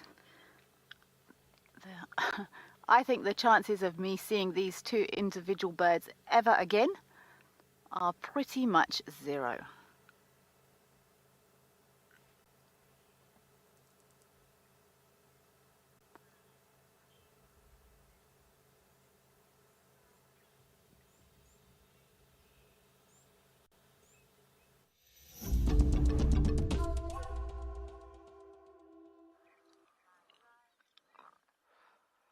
Hey, well, we're still here at Treehouse Dam, and we've got a little gathering here of the blacksmith lapwing and a couple of terrapins chilling on this log.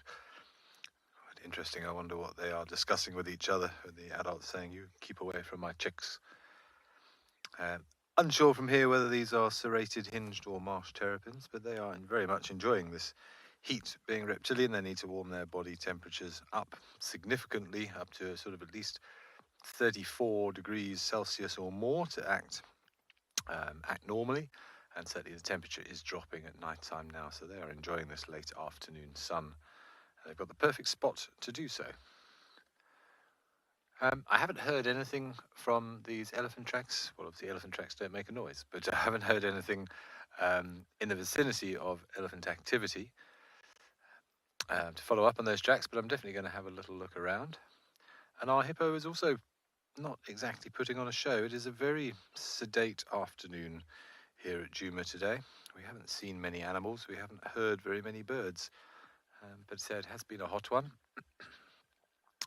But anything can change at the drop of a hat, as always. Come on, buddy, give us a yawn.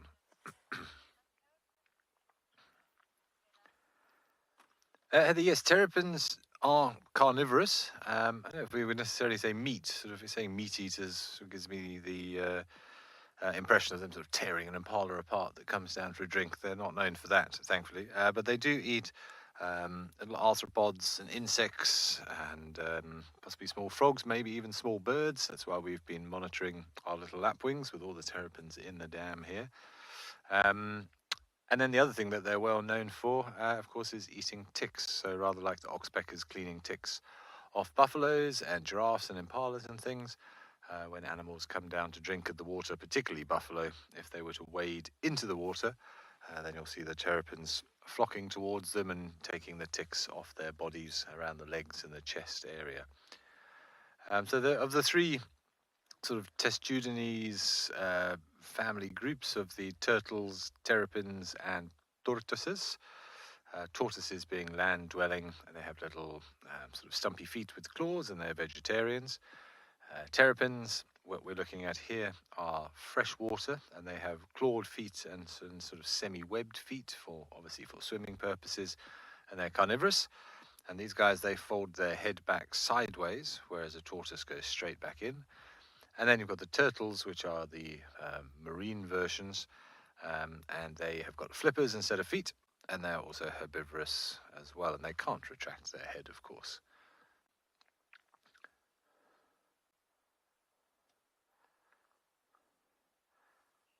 I think these terrapins can get quite large. I'm trying to think what the largest terrapin I've seen is.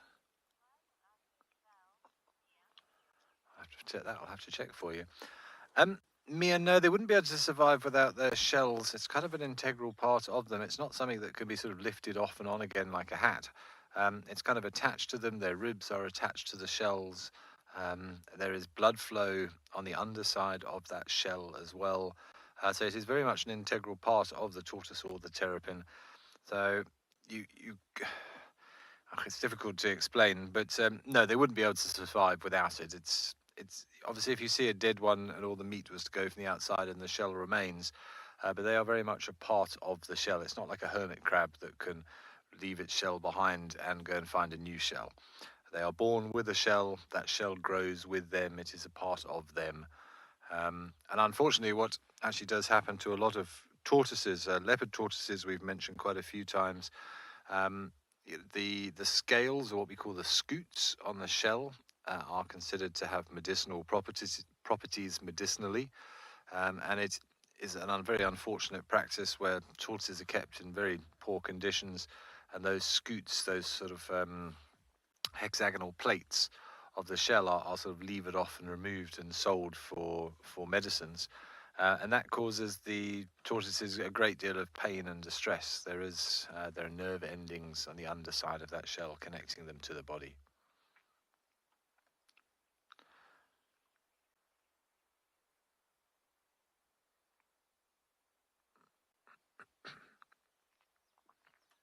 Hippo sort of completely submerged himself now.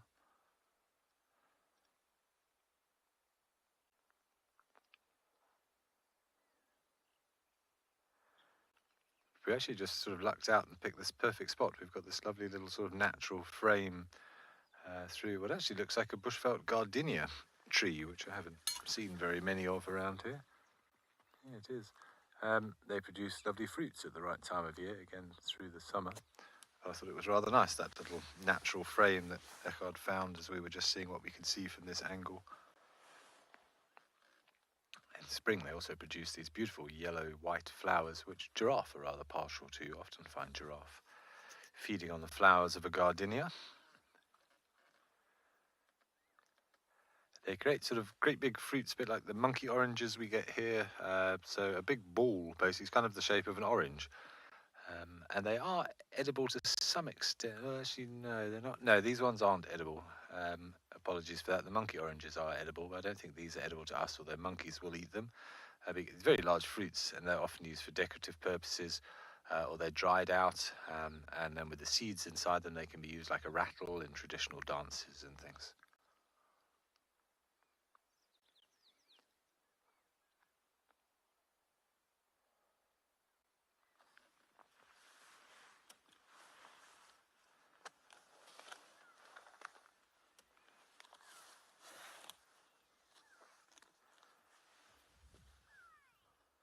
A go-away bird alarm calling a little bit behind us, going, hooray, hooray. Something's upset him. I wonder, it could be a raptor or something flying over. I'm keeping my eyes peeled to the sky. But they will also alarm for terrestrial predators as well, so lion, leopard, snakes as well, and people.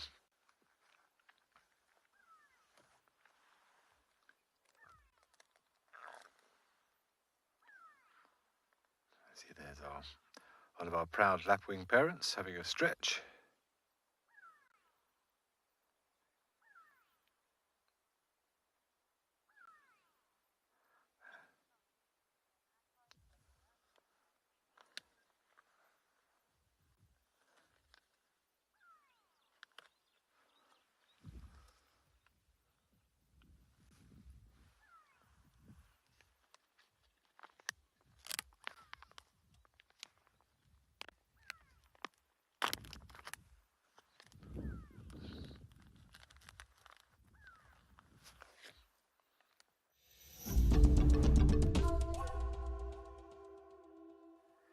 We're just watching one of our blacksmith lapwings meander along the shoreline, just sort of through the trees here, trying to catch a glimpse of one of the chicks.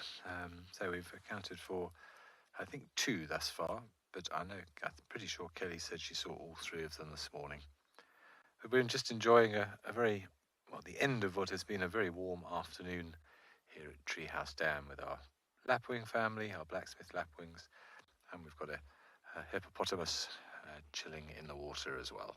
Very peaceful, very tranquil.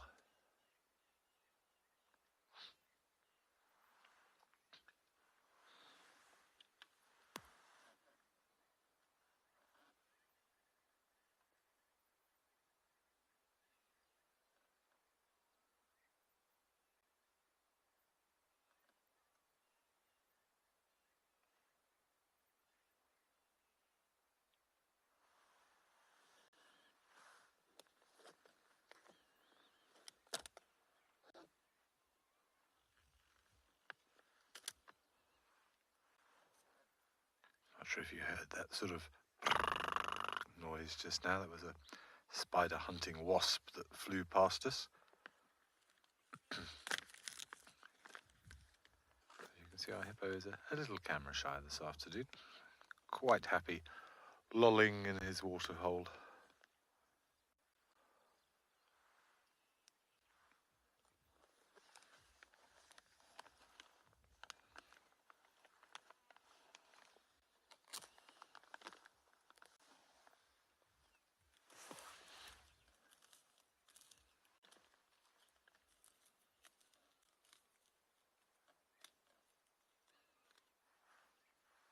One of our terrapins has moved on, must have plopped into the water. It's all happening at Treehouse Dam.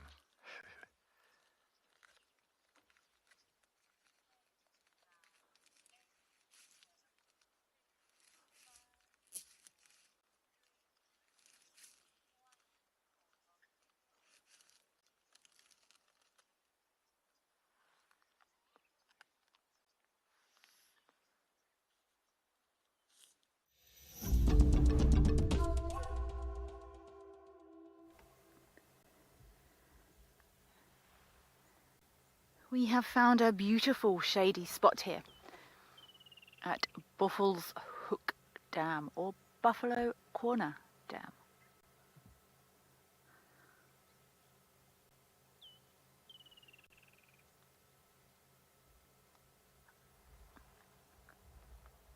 A hippo has just given us a yawn and disappeared back under the water.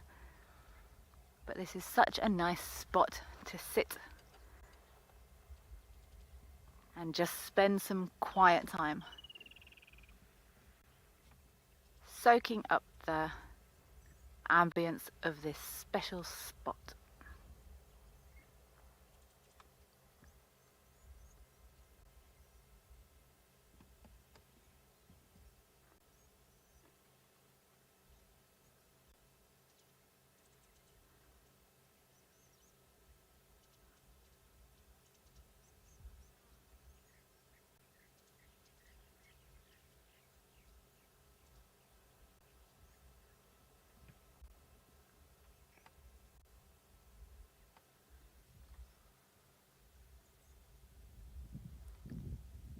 Ooh, there's some animals just along the dam wall there.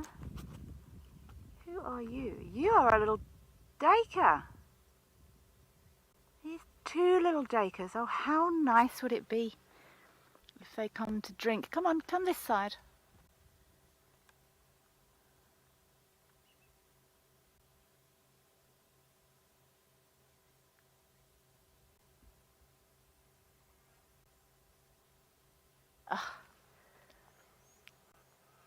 Just dipped down on the other side of the wall. Ah, there we go.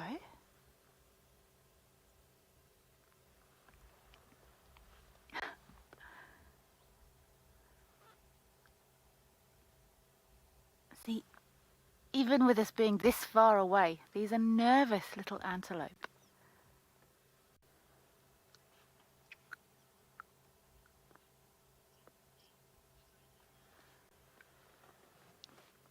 Freddie, that is an excellent question that I do not know the answer to. I would assume that it's something to do with when they're discovered and their taxonomic classifications are decided upon. So what family they sit in, what order they sit in. Because often animals are named according to sort of their behaviours, or what they do, or what they're able to do. And I think it's probably broken down by scientists. I know some animals, or many animals, like Birchall starling, Birchall zebra, are named after a Mr. Birchall. But I think it's probably when they're discovered, or not so much discovered, but more classified. You know, Craig and I could see a new butterfly or something and go, oh, there's a butterfly, that's a new one. But that's sort of by the by. They need to be recorded, classified. Their taxonomic breakdown needs to be decided upon. And I would say that is when they are named. So, for example, the hippo, who's been bobbing up and down, it's currently down. Hippopotamus amphibius. So hippo is horse. Potamus is of the river. And amphibious is related to its ability to be active on both land and in the water. So you get amphibious cars. Do you get amphibious cars? Yes, I think you can get. You get amphibious cars, Craig? Like homemade ones. Homemade amphibious cars. That's fine. We'll go with that. So their names are derived from what they're able to do. So I think it's scientists somewhere while they're being taxonomically classified. Good question. Lovely to see those dakers. We don't normally get to see them. Mostly dakers, we say, oh, there's a... Nope, it's gone. So that was lovely to see that little... I just heard a fish eagle calling in the background. Lovely to see that little pair of duikers. They're monogamous. That was a Mr. and Mrs. The Mr. has horns, the Mrs. does not.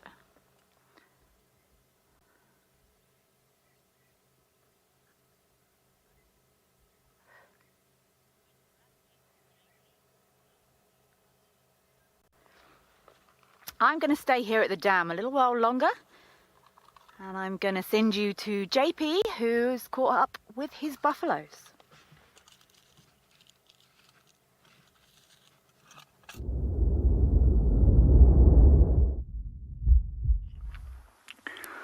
Welcome back to Brightlands. At the moment, we positioned ourselves very close to the direction of where we thought that the buffalo is going to go. We're literally on the limits of our movements now, and we've parked behind an old fallen tree which was pushed over by elephant. And most of the buffalo is going very close by to us on the footpath, just directly to the right-hand side of the vehicle. Well, quite a few times we actually tried to get a good visual from them where they were. Well, eventually we just decided to be patient and wait it out. And luckily for us, patience did pay off, as the whole herd is now starting to slowly move into our direction. I think they're most likely going to go very close by to us to go and visit or pan a little bit later on this afternoon, where they most likely will go and drink before they settle down for the evening. Quite often we find that the pathfinders are also the ones that lead the group there. And we also will find that those pathfinders are the ones that will lead them to water and determine when they're going to drink and rest as well. Most of our buffalo is full of oxpeckers at the moment. I'm still looking for that female that we saw earlier on with puncture marks where it was spined. Just keep our eyes open and see if it's maybe this one in front of us.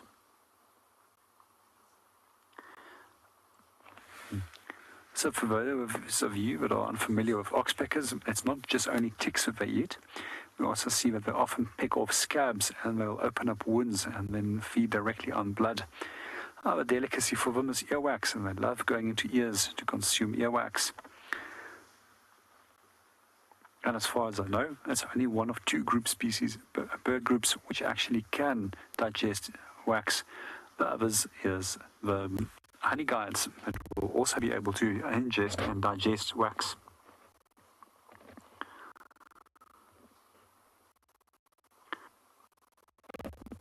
That's again quite interesting to see how many, and also good to see how many yellow-billed oxpeckers is in this group. And this is just such a great story about how their numbers have recovered over the last few decades from a number of breeding attempts that they had in the 80s. After the species has almost become extinct in South Africa.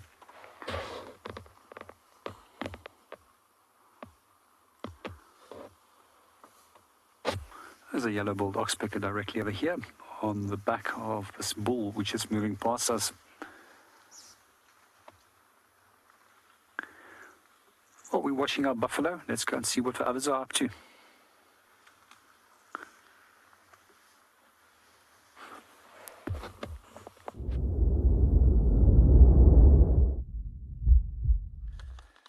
Thanks, JP. What a treat to see a yellow-billed oxpecker. We're seeing them more and more, but still very special when you do get to see one.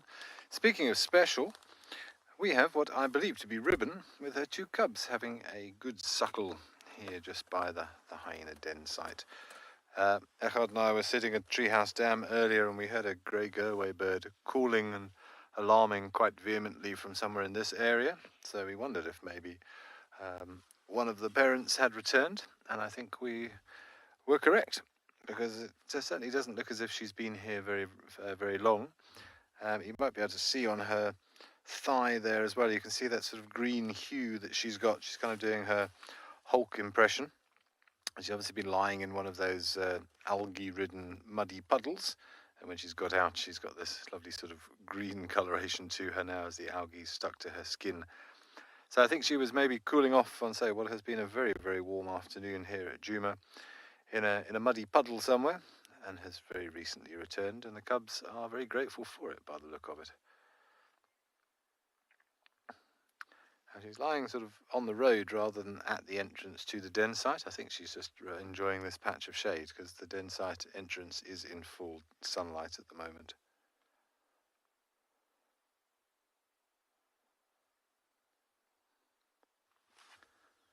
And so I believe these are 2 male cubs. Ah, we have another hyena coming to join us on the other side. Who's this? Right, come eagle-eyed viewers. I know your hyena identification is much, much better than mine. So I'd love to know.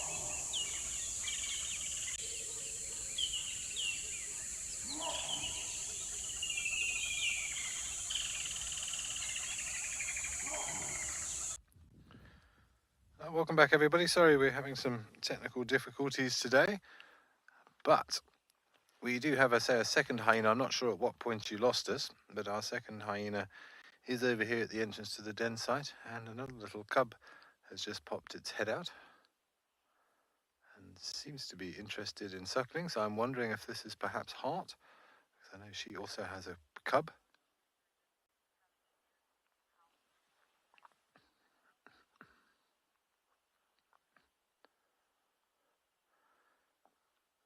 This cub who's come out certainly looks a little bit older than the two that are suckling from Ribbon.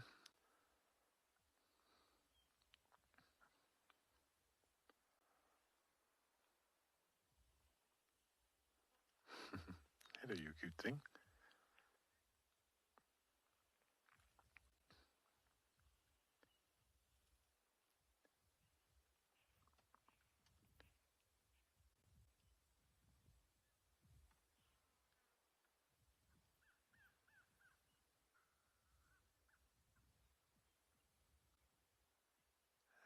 Amazing to be able to spend these intimate moments with these wild animals.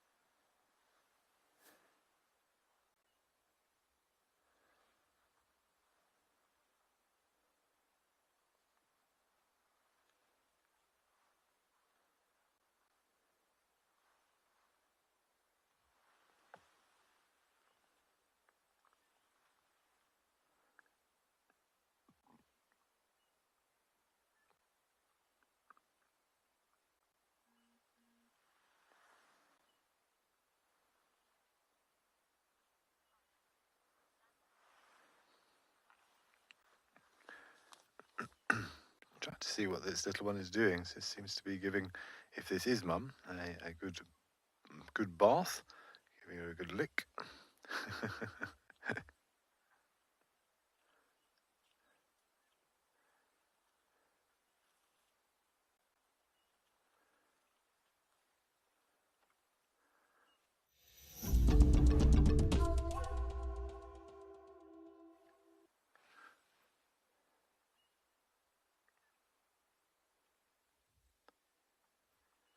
You can see our hyena den is nice and active. Just trying to figure out who this is here.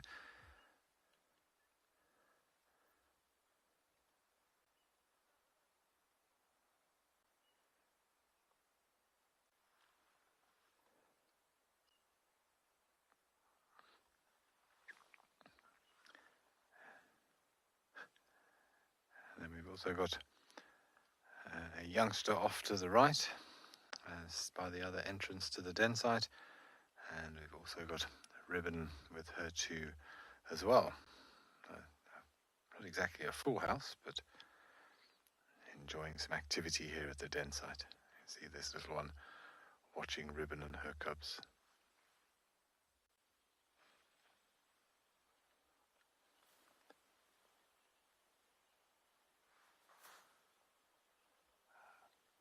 I wonder if this is not Tima then.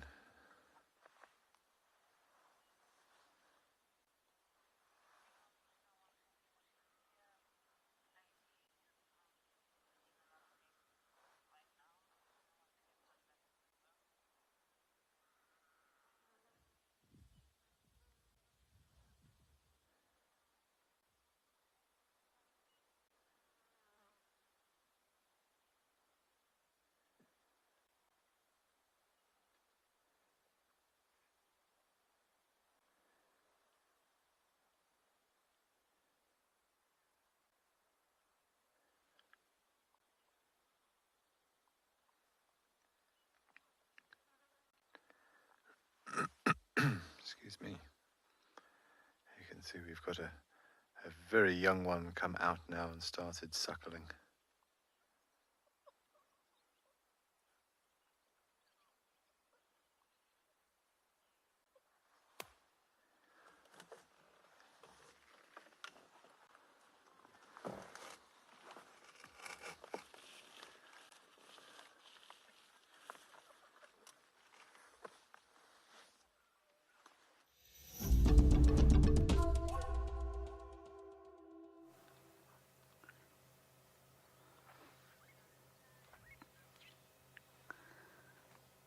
these perfect little purple berries just caught my eye. The sun was hitting them. And I did decide there was a huge clump of it.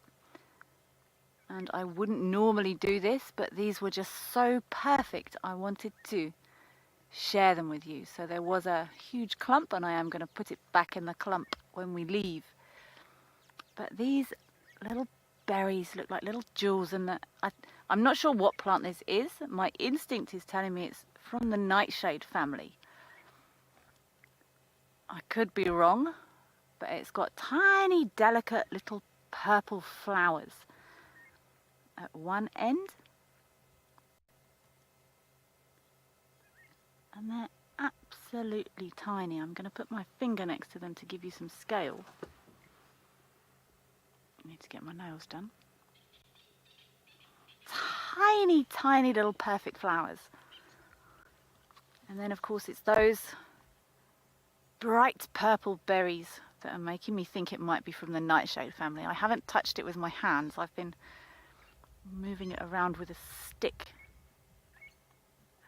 But they're like, it's like small purple jewels. Nature is so intricate. It just stuns me. We're still at the dam.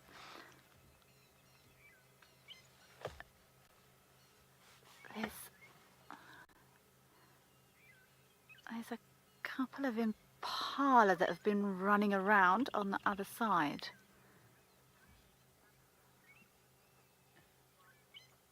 Wild Earth lover, I wouldn't eat this if I were you. There are some things here we can eat. I certainly wouldn't be eating this. Often bright things in the bush is a warning sign for danger. Perfect little purple spheres though, gorgeous deep colour. The light is actually a bit difficult now. I also just wanted to try something else that I think Ben might have been trying and failing. I'm not optimistic, but it's one of these galls that I know he has told you all about from the gall wasp. The wasps will expand these bits of bark on these trees, and I think he's been trying to make them whistle. I've pre-prepared this one.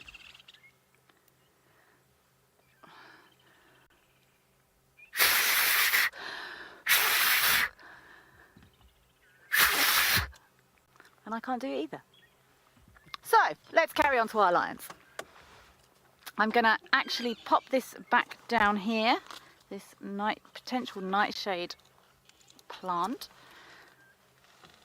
I'm going to use this, and I'm going to drop it back down with the rest of them. Right. I'm going to pass you over to Ben quickly.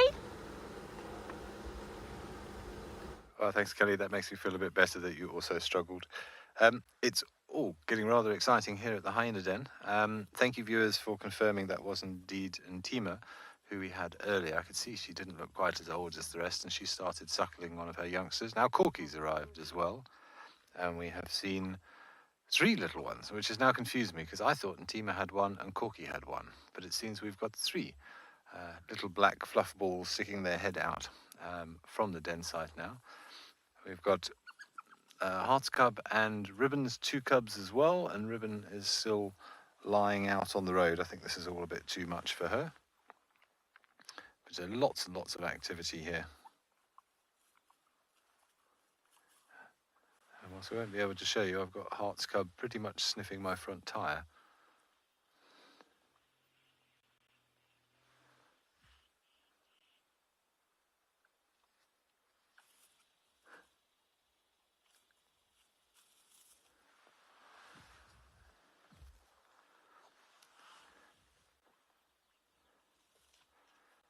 I know Cedric had a very interesting encounter here the other day where he saw the hyenas aloe suckling, which is certainly, to my knowledge, we've discussed it at length around dinner the other night. Unheard of. None of us have ever heard of hyenas aloe suckling, and yet I forget who it was suckling what, but he was.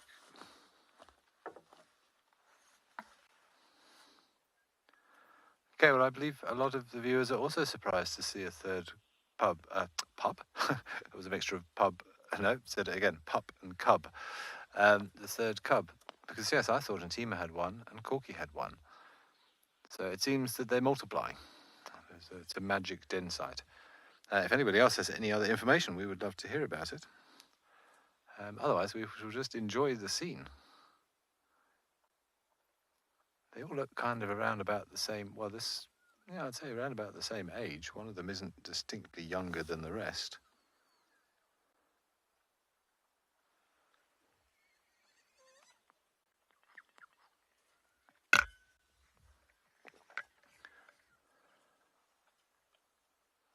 But this is Corky at the entrance of the site that we're showing you now.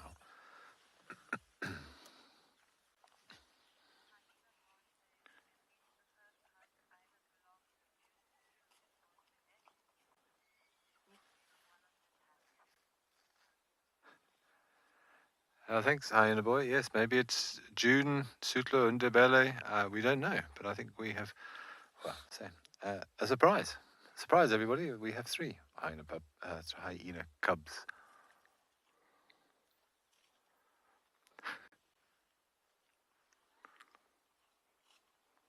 But interestingly, they all look around about the same age. I think Ribbon's cubs have gone back over to her. She's still lying way off to the right on the road. She's quite happy with her patch of shade, and her cubs have settled over there. And now it seems that Heart's cub is taking advantage of Antima.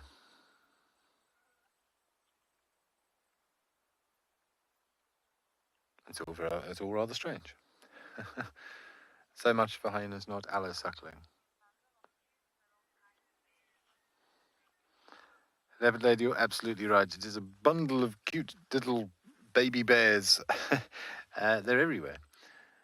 And so what an absolute treat to discover a third one that, as far as I know, we didn't know that we had. A very special day for me in that case.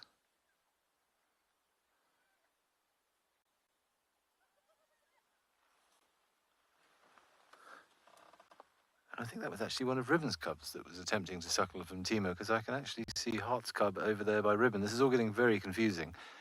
It seems that everybody's quite happy to share with everybody else, which is not supposed to happen in hyena society. So once again, the Juma clan is rewriting the book, the rule book.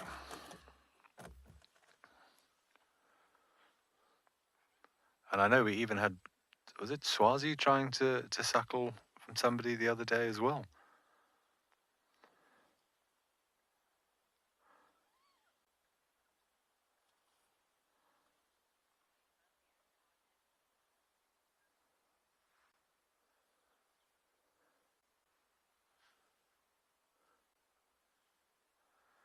Just the way Corky's chosen to lie there, we can't see the youngster at the moment. Terry, maybe it did come out just for me. Let's assume so. Well, it's very touching, regardless of whether it was for me or for, I think, rather for you guys and all of your support and your passion towards the clan here. But it's special to be a part of everything out here, certainly. But if nobody had seen that third one before, then I'm very honoured.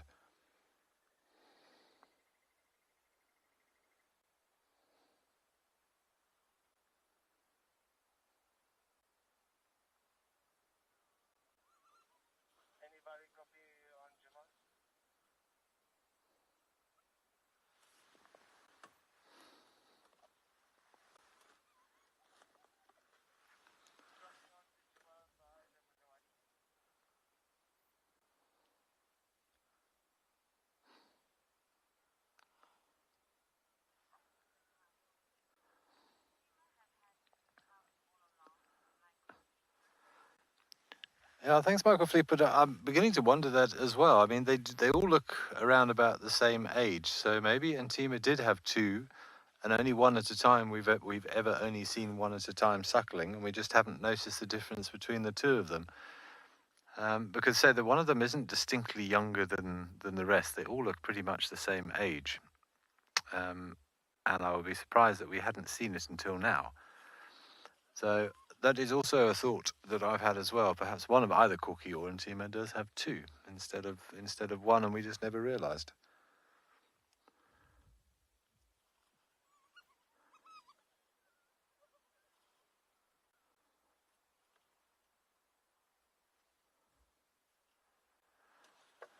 Eckhard, if I move forward a little bit, would you be able to see a bit better?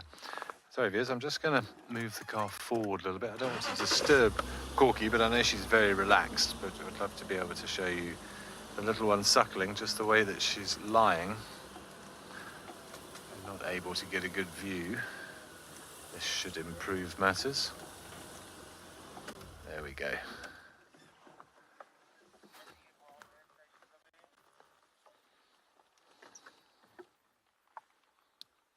Stand by one.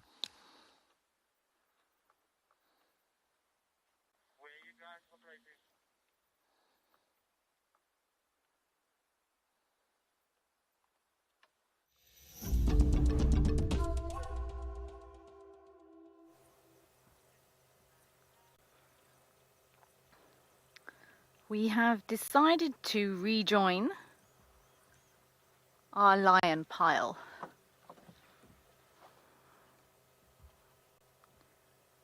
And this is where we will stay until the end of the show. They could move, they could not. Patience is a virtue.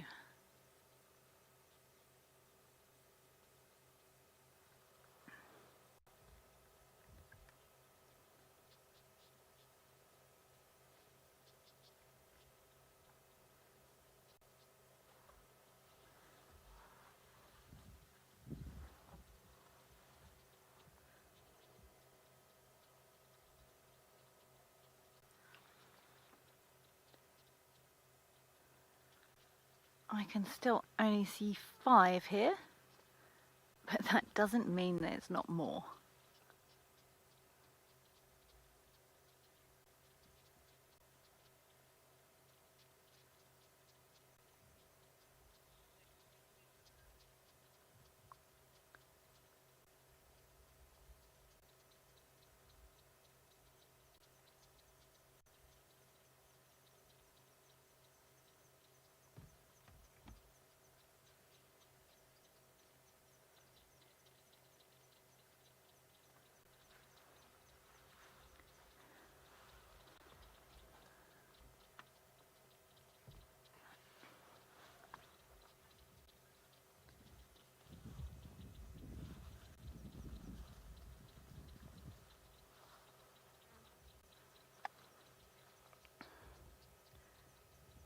Not a care in the world.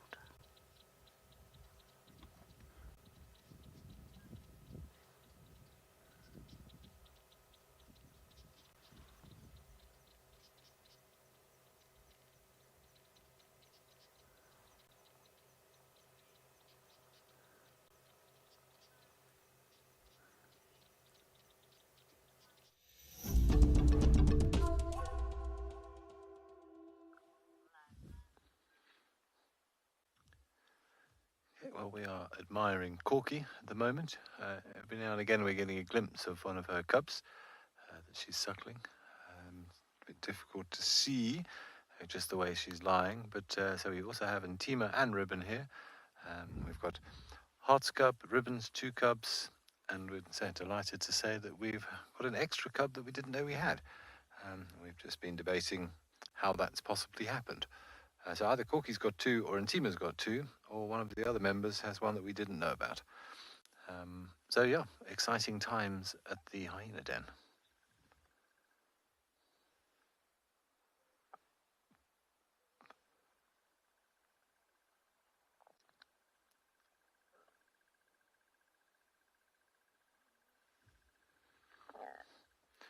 This looks like one of Ribbon's cubs, who's just sunning himself. I think she's got 2 boys, if I remember rightly. Sunning himself just on the side of the den site. Heart's cub is getting very curious and keeps wandering past the car and having a look at us. You can see slightly older. I would think probably somewhere around 4 months, I would guess.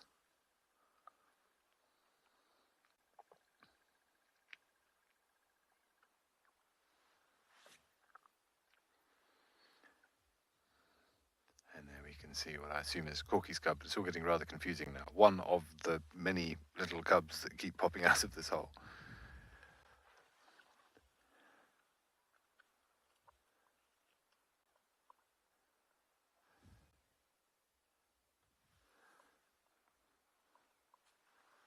I can see another set of ears. Corky, you're kind of blocking the hole. I think maybe they want to come out.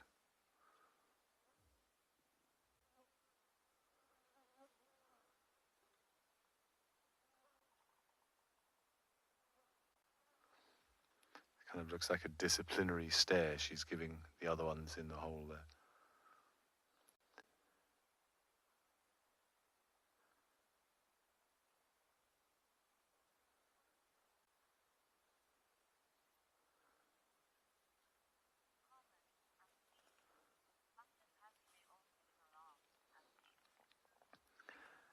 Antique indeed, yes. Everybody does seem to be getting along. It's actually been very interesting sitting here. They're all interacting with each other. The cubs are flitting between the different females.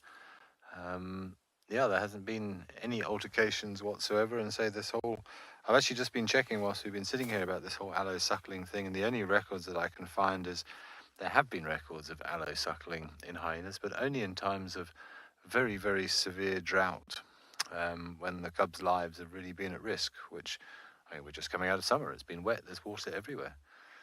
So that doesn't make sense either, but just goes to show that you shouldn't only read the book. There is no substitute for observation and practical research.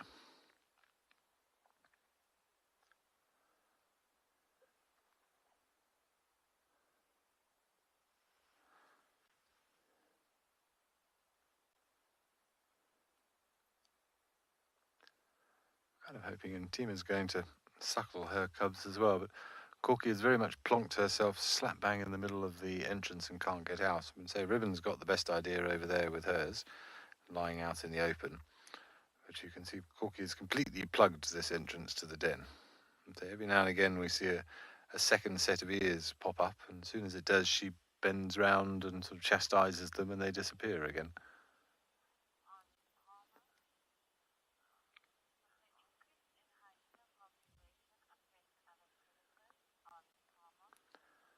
Ali Palmer, yes, it will do. Obviously, as we saw last night, the hyenas are a bit of a bane of leopards. They have a tendency to follow them around and take their kills, although I don't think we would have less leopard here just because we've got more hyena. Lion and hyena population dynamics are much more closely linked. But in this scenario, you know, 1 or 2 extra hyenas, I don't think it's going to change very much. We do have quite a lot of lion activity in the area at the moment with the Telemates and the Nkuhumas. So obviously, as these youngsters get older, if that remains the same, we might have some interesting interactions. And if the hyenas were to really start dominating, then potentially the hyenas would have to start doing more hunting themselves, which they are quite capable of doing, as I'm sure a lot of you may know. And they are far more efficient hunters than lions are. They work very, very well together as a team. They've got excellent problem-solving abilities, and like lions to some extent, but perhaps even more so, they have a wonderful ability to pick the lame or the injured or the weak members of a herd. And they've got a lot more stamina than a lion. They can't sprint as fast as a lion, but they can keep going for a lot longer, and they have a tendency to sort of harass individuals. In terms of percentages, I mean, obviously, again, we have to be careful what we read. It's all statistical analysis, but we still work on the basis of lions, about 20% success rate. Hyenas, when they can be bothered to hunt for themselves, is closer to about 50%. So there are areas where there are very few lions and lots of hyenas, and then it's a role reversal. The hyenas do the hunting and the lions do the scavenging.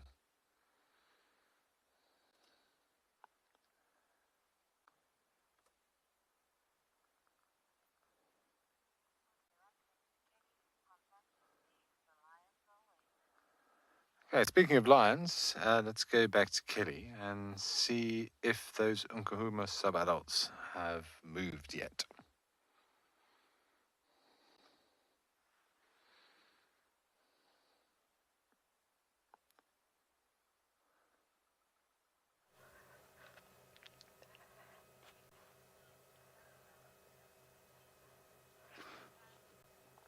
We have indeed found our lion pile once again, and these animals are very close together here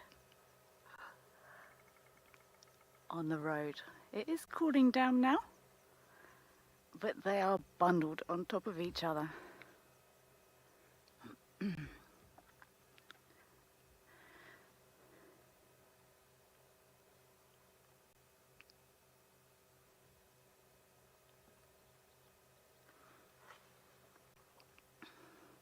It's just a jumble of ears, feet, other body parts, chins, noses.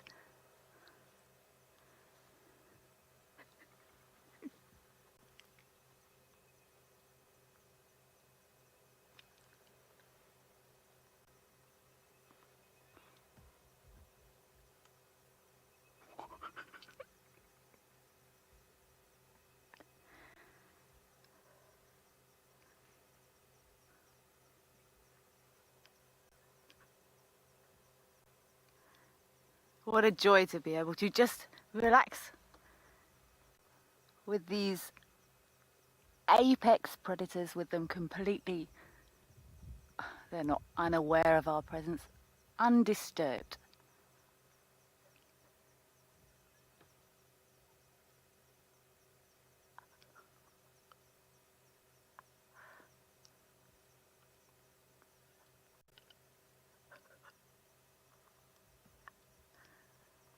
I think we're just going to spend the rest of the afternoon quietly waiting to see if they're maybe going to get active. They might go for a drink at Buffalo's Hook Dam. They might go straight north and off of Djuma.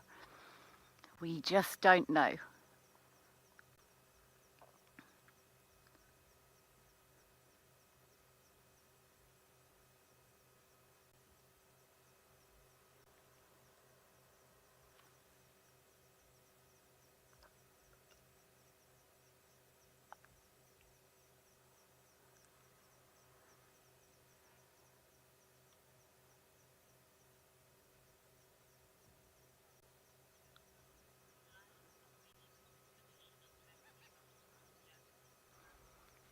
Jasmine, yes, they are indeed the definition of family bonds. They're very close.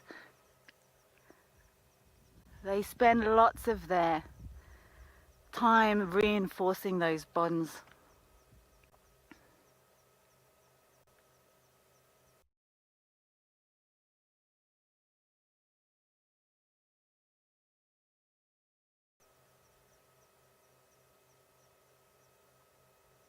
I'm very interested to see, excuse me, which way these individuals from the original Nkahuma pride actually move towards. We've been lucky lately, we have had a few sightings. And it could be that they're going to be spending more and more time on Djuma, which would be fantastic.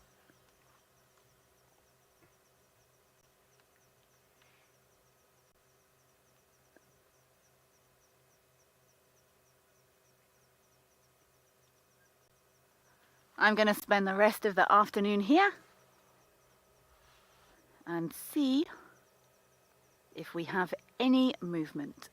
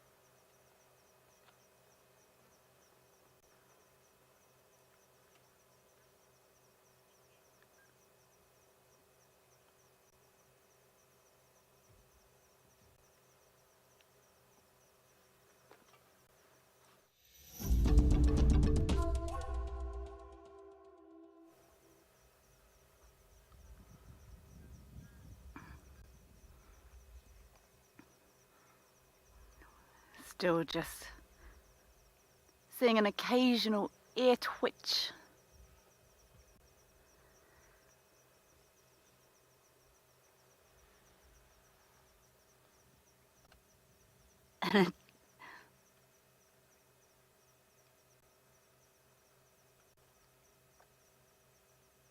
See this lion's chin moving.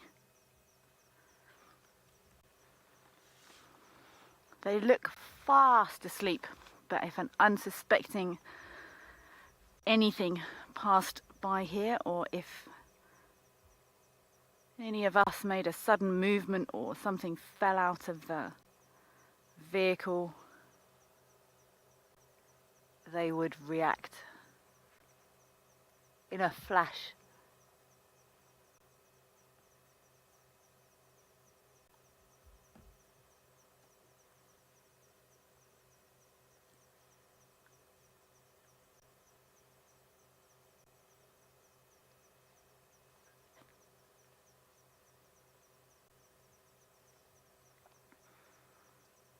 You can look at this chin, this little furry chin moving.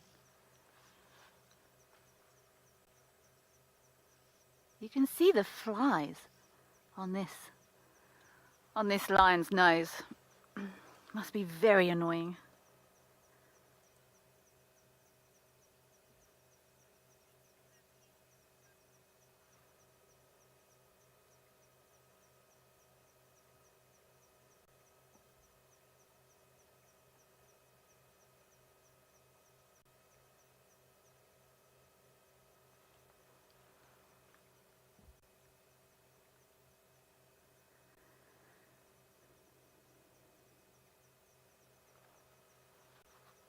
Curled up in that lovely, soft, lush grass that's slowly changing colour. Soon they'll be invisible.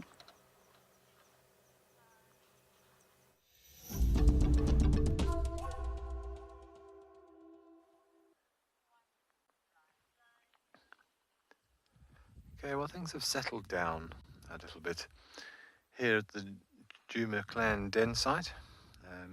Ribbon and her two cubs are quite happily lying here in the shade suckling, and Tima's fast asleep, and Corky is still plugging the other entrance, and I assume one of her only cub, we think baby, is still suckling.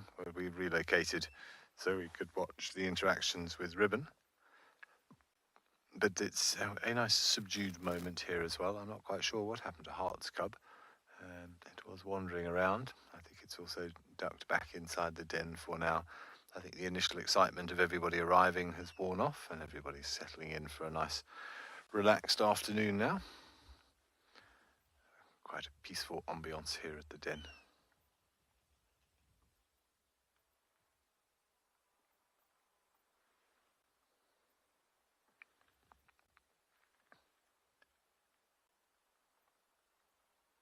But Ribbon's little ones are definitely increasing in confidence. We were sat here very quietly watching them, and one of the youngsters came to approach us. He probably got to within about 2 meters and was just sort of staring at us, sniffing the air, looking at us very inquisitively, and then decided that it was a little bit safer over there next to Mum.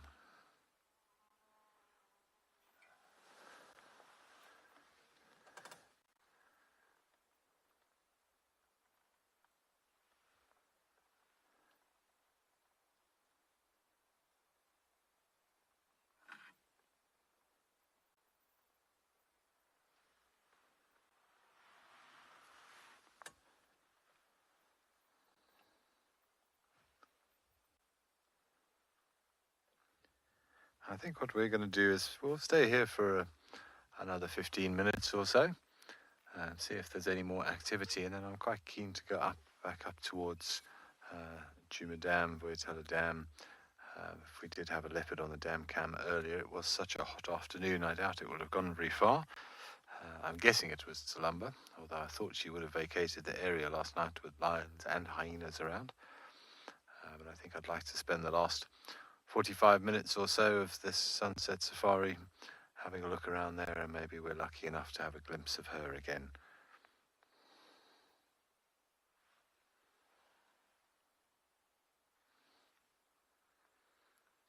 Is that Heart's Cub over there you've got?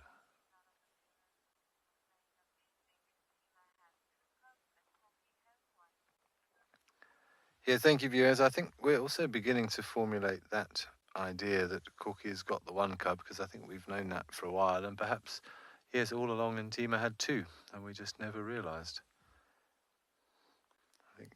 I think that's actually Heart's cub in there that Eckhard's trying to show you. He's faffing around in the long grass there, playing with all sorts of little things. He's having a whale of a time, but hiding in that long grass there.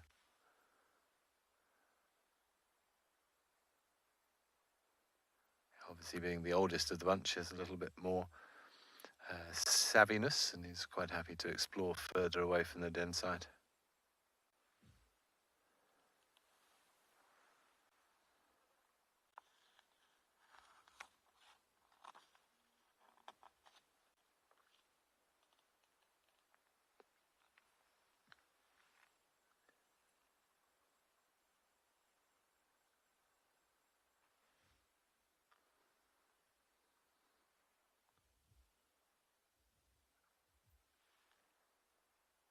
You still see him in there, Eckhard?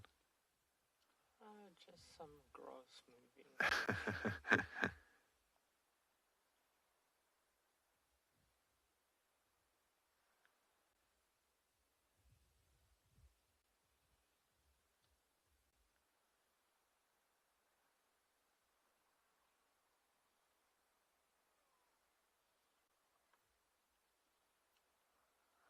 Yeah, everybody seems to have relaxed, that's for sure. And Tima looks like she's fast asleep. I can just see Corky's ears sticking out of the hole on the other side. And so Ribbon's got one arm draped over her one cub, which you can just see her front limb there draped over the one cub. And this one's obviously found access to one of the rear teats there, enjoying that very, very rich milk.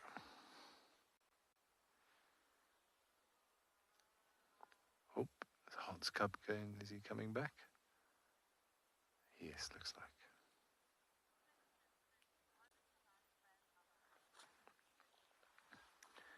Afternoon, Cindy. Thank you very much for the question. Obviously, again, it's going to depend on a lot of things. I know we answer most questions with, well, that depends on so many different variables, but it's true as we watch and find out on a daily basis. But as per the books, you'd probably have to say around about 15, 16, somewhere around there. But that's obviously going to be dependent, say, on a lot of factors, what the carrying capacity is of your area, availability of food, populations of lions, other clans of hyenas. So we call it inter and intra-specific competition between members of the same species and members of different species. Again, our incredibly knowledgeable audience might be able to tell me how old some of these hyenas have got to in the past. But yeah, sort of as per the book, then we'd be looking at around about 15, 16 on average.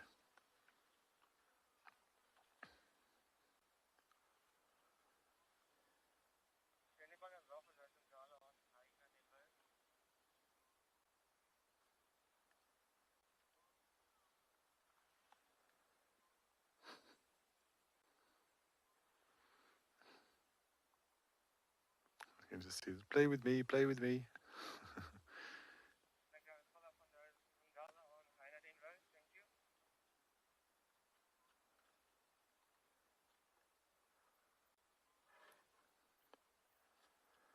Where's your mum, little one? I haven't even seen your mother since I've been here.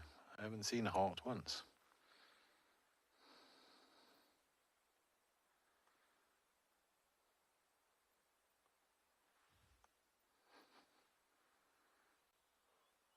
They've got such doughy eyes. They're very, very soft eyes. Big brown, baby brown eyes. Oh, hang on. We have an extra hyena who's just arrived. Maybe this is Hot.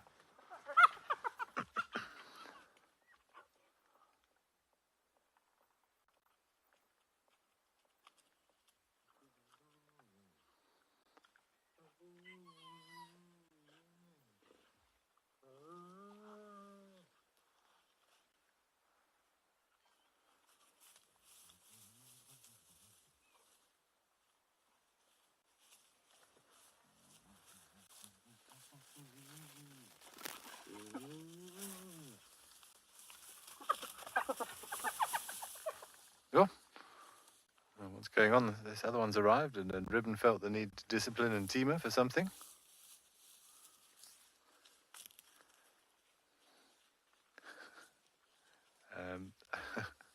Okay, one of Ribbon's cubs has just gone underneath the car.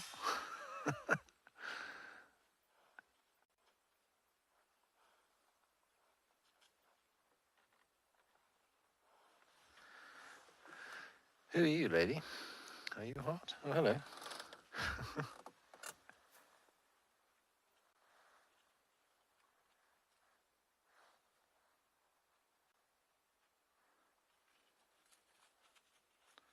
Well, having said it was all quietening down, we've had a very exciting couple of minutes.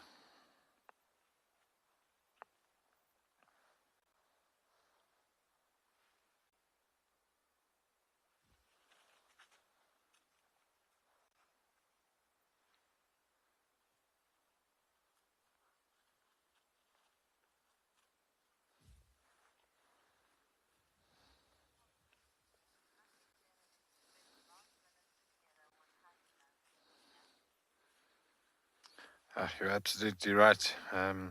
It's very special to be a part of these hyenas. It's the most studied hyenas, not far off to say in the world. It's to be a part of their lives is very special, yes.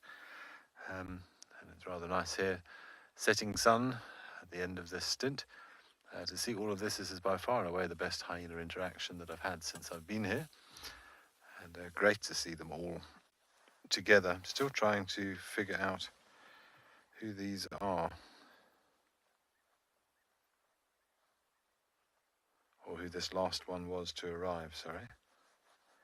I'm guessing it's either June or Hart. I'm frantically trying to find my little ID kit, but I know you guys are probably all over it quicker than I am. I think June's got a floppy ear, hasn't she?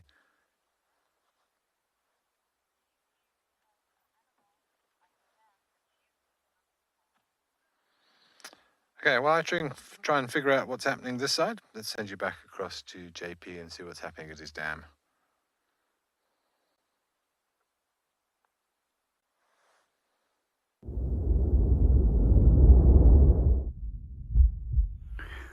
Welcome back to Eco Trading Prolands. We decided to go for a walk and then came back to the dam where we left our vehicle. And in return, we actually saw an elephant that was approaching to come and have a drink. And it's turned out to be an absolutely stunning sighting. We just discussed, but it's been quite a while since we've last seen an elephant. I can't remember seeing one yesterday either. And we're very fortunate that one did come down to come and enjoy a drink. It's an absolutely stunning setting at the moment, beautiful sunlight, and a number of different calls of birds in the background. And I just love that long drawn-out plaintive whistles of a long-tailed shrike which is calling in the background. For now, let's sit and watch our elephant and just enjoy the peace and quiet.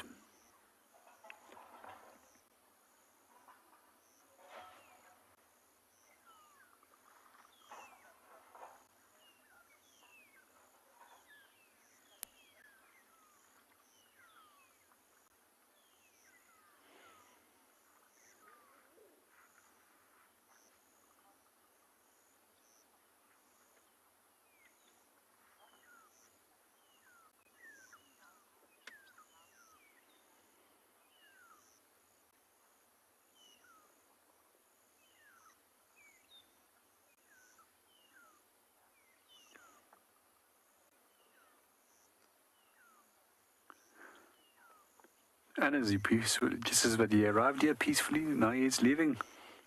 And what I do find particularly interesting is that there's days where this dam is action-packed with elephant activity. And there's one herd after the other. And then you get these days in between where there's absolutely nothing. And then you'll come and sit here and hope that you are going to find an elephant. And sometimes the next moment, there's a few hundred of them coming down to come and have a drink.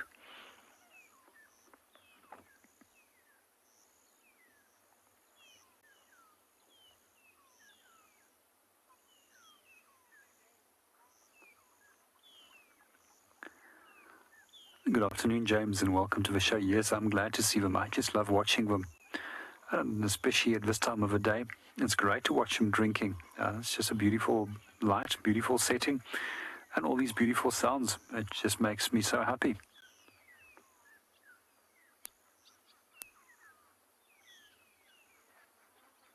It's just something about the sounds of the bush that puts me at ease. And especially so at night time when we do sleep out in the bush. Yeah. And these beautiful little night sounds very quickly puts you at ease and you just drift off into sleep.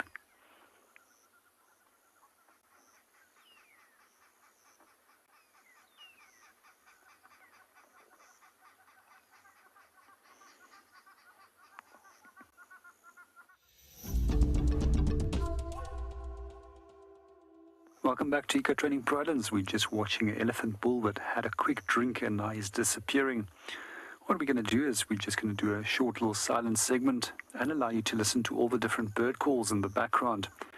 You might hear some long-tailed shrikes, which some people also will know as a magpie shrike, and also some red-billed hornbills that are calling in the background.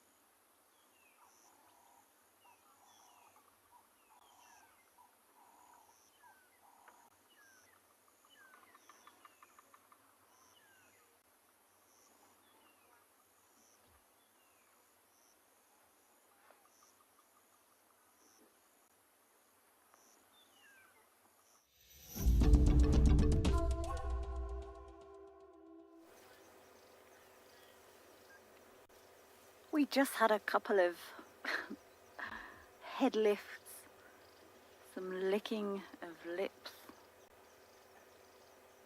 some yawns, a little bit of licking of paws and grooming of ears, and we've gone back to sleep. In the last 10 minutes or so, the heat has really come out of this sun.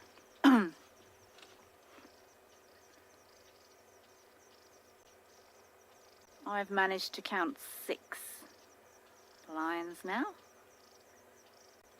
out of this tangle of various body parts.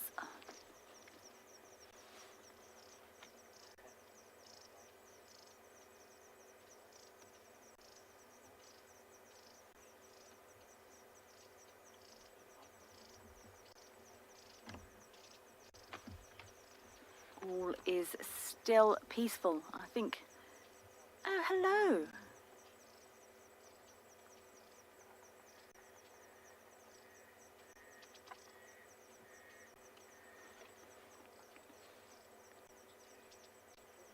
Look at that gorgeous face.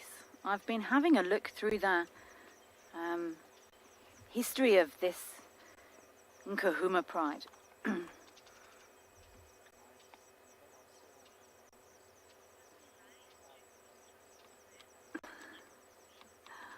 Leopard Queen, yes, that's a really nice way of, that's a lovely way of putting it, a lion jigsaw puzzle. I agree.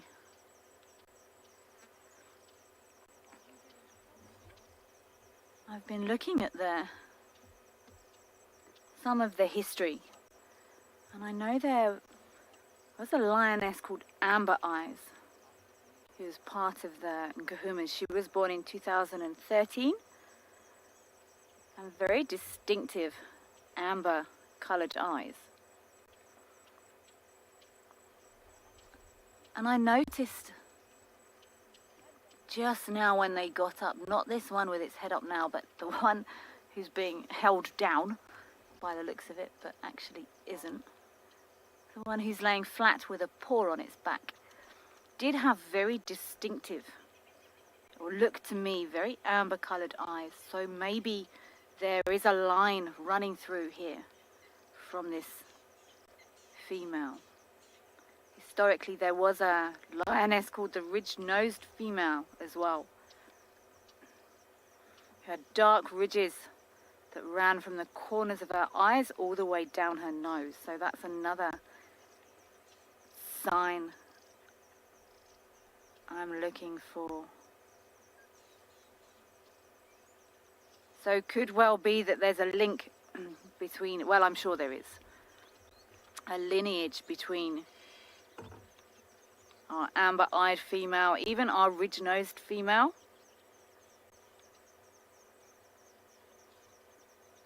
down through into these sub-adults.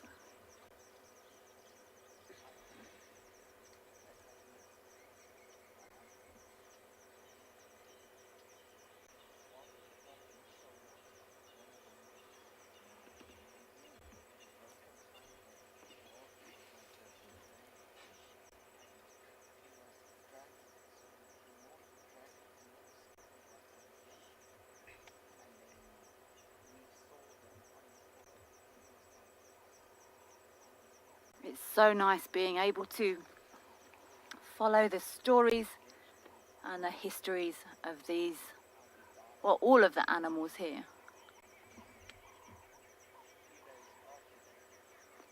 I'm going to stay here with my sleeping lions for now and send you back to Ben, who may have some slightly more active hyenas.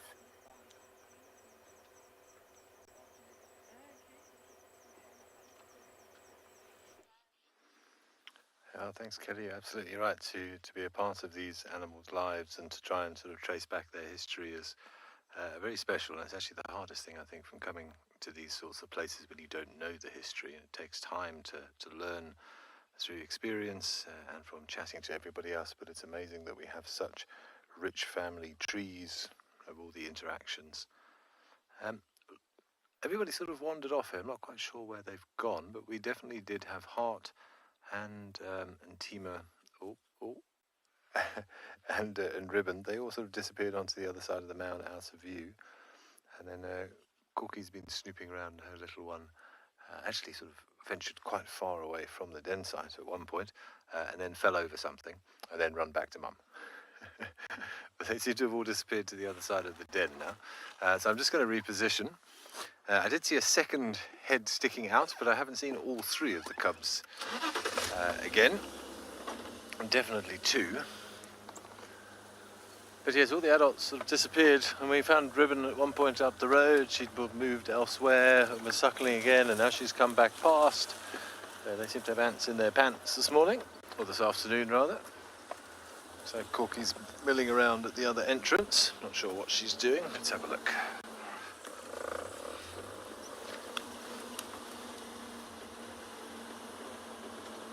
The rest of them all sort of disappeared into the bushes, all the cubs and all. Ah, we've got another baby.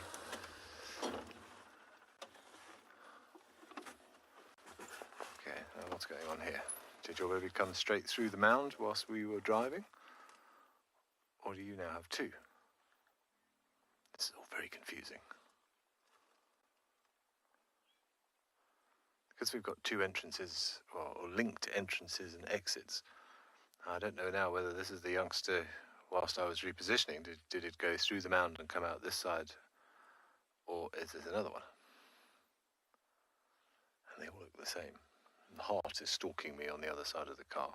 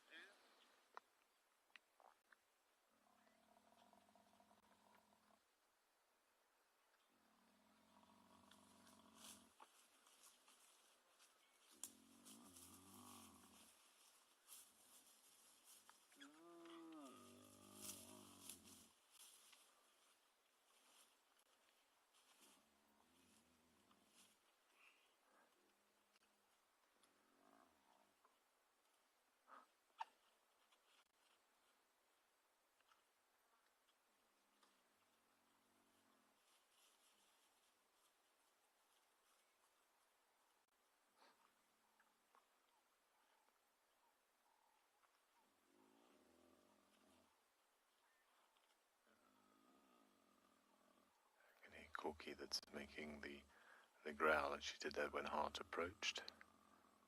But I don't see any obvious aggression yet.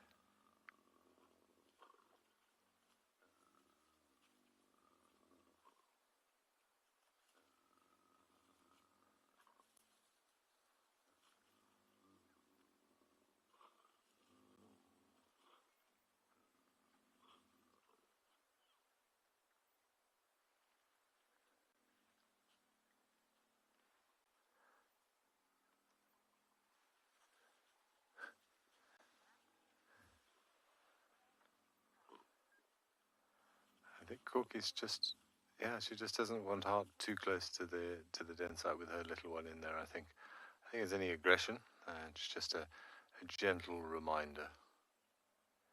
Okay, I'm going to see what unfolds here. It's all rather interesting now, so let's send you over to JP. I think he's admiring a beautiful sunset.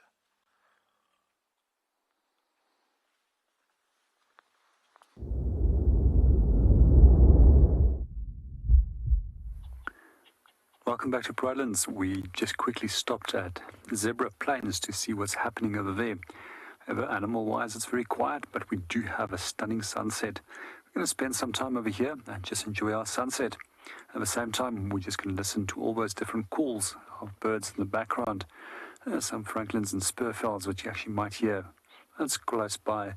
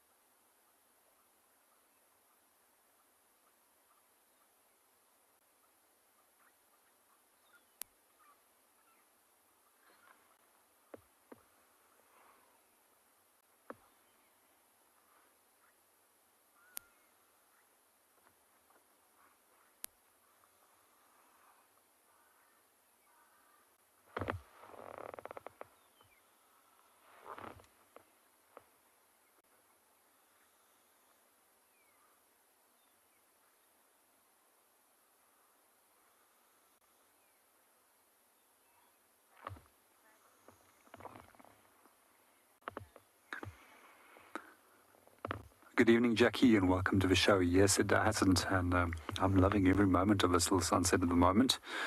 And it's just such a special time of the day.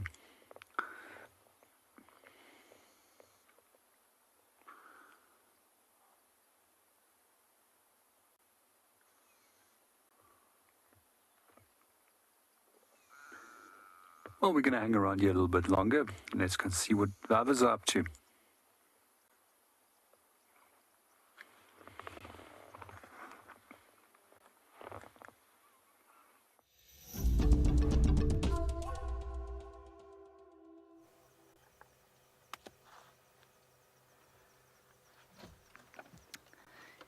We still have our jigsaw puzzle of lions.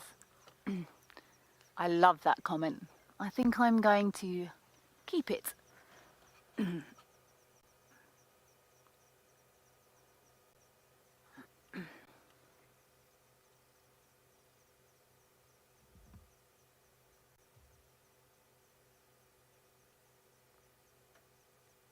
I'm really hoping we do see some activity in the next 45 minutes or so.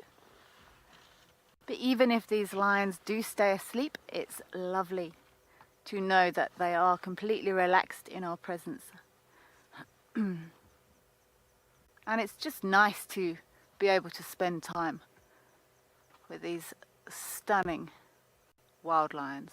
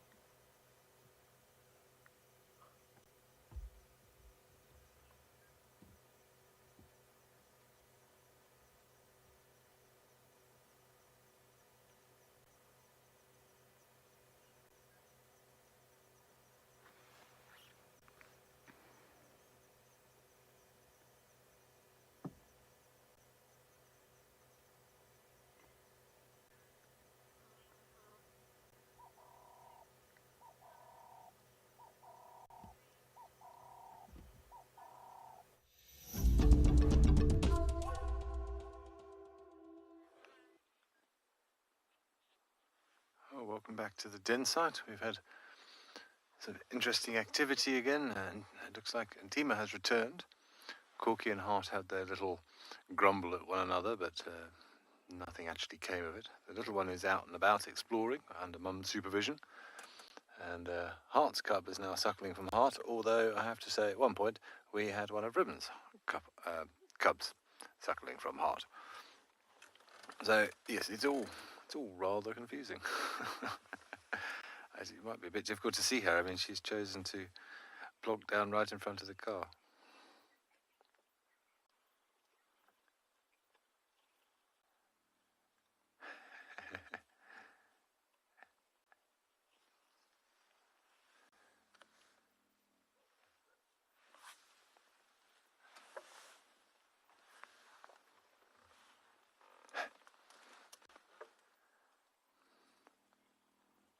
Shame, poor little Corky's cub seems to be still slightly unsteady on its feet. It keeps tripping over itself.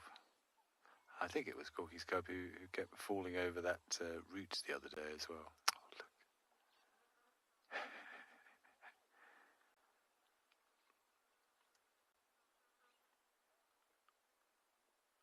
Oh, there's another one sticking its head out.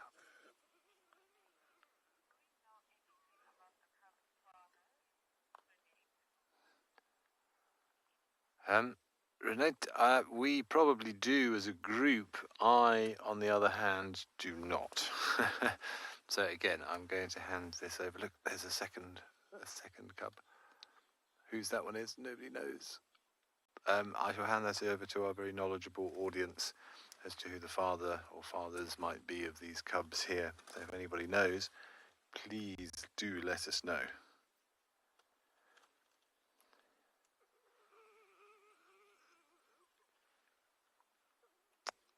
Hello, little one.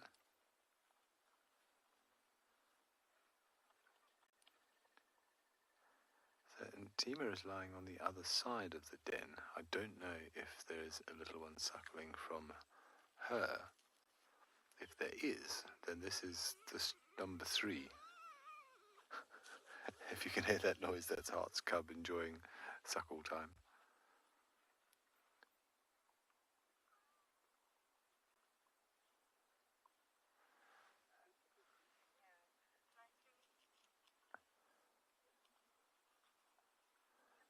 How can you see? Is anybody suckling from Ntima there? You're a bit higher than I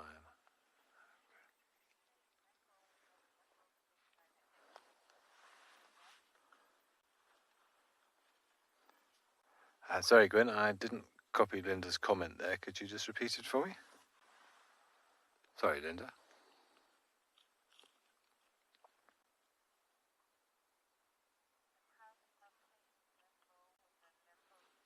Oh, playing limbo. Yes, indeed they are. Although, say, when I was here the other day, the limbo stick had become a serious obstacle. It was more like a balance beam, and was just... I said one of the little ones went head over heels over it at least 2 or 3 times whilst I was watching. But I think it's great to have a little bit of entertainment like that. It'll be good for the muscles as well, good for the brain. It looks like we're all settling again. Not sure what happened to Ribbon. Ribbon disappeared and has not returned. But her and Ntima disappeared. Ntima came back about 5 or 7 minutes ago. But there's no sign of Ribbon. I wonder if they maybe went down to Treehouse Dam for a drink, perhaps. And maybe Ribbon got distracted by something. And there's Ribbon's cubs.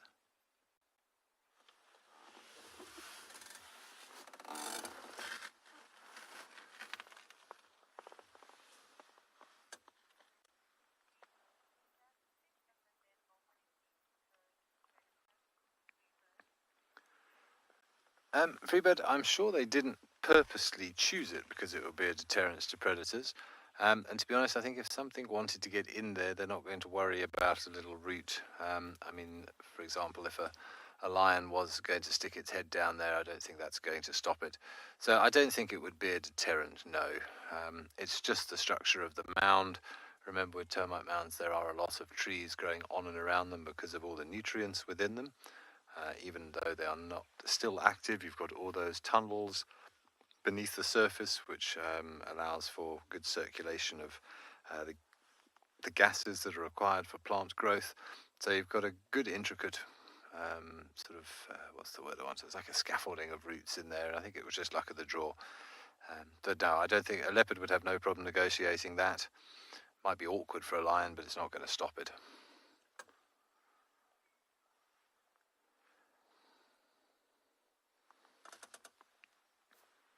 But I think it's great for the cubs, and it's great for us to watch as well.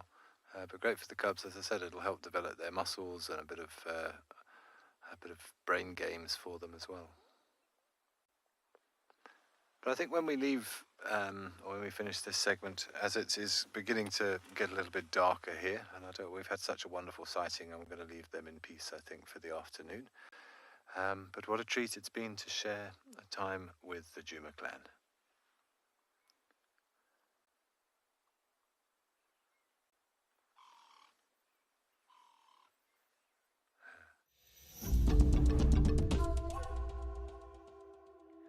Welcome back to Eco Training Pridelands. We're just enjoying our sunset at a small little pan that we found. And at the same time, we're listening to all the different bird calls in the background. We're going to do a silent segment from here and allow you the opportunity to enjoy the remaining little bit of light, as well as the calls of all the different birds.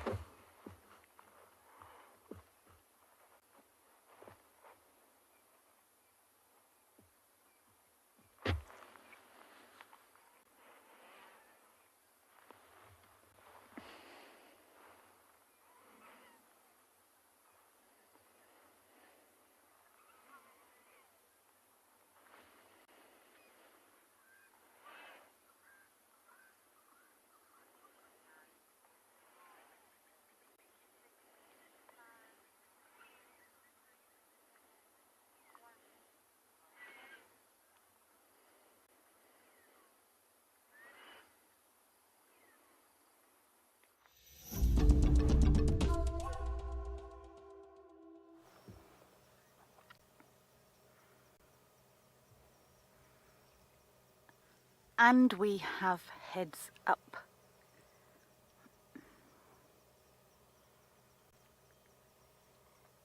So thank you so much for the feedback.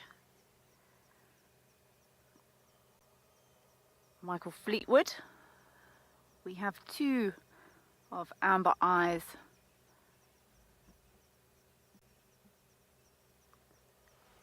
I'm just looking. Sub-adult cubs here, and the oldest of this group. Ooh, what do you see? The oldest of this group, the male. Ooh, they've just seen an Inyala. That Inyala does not know these lions are here. The Inyala has just crossed behind this bush. They're going to go for it. It's going to pop out. See that dead tree, Craig. Its nose is going to pop out. I'm not going to start the car.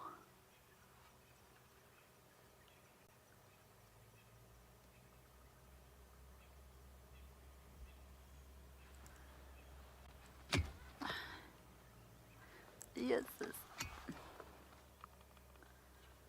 Station mobile on Hyena Road, come in. Sorry, everyone, I thought I heard a vehicle. Copied. These Ngala are very keen on that Nyala there. They're all up and paying attention.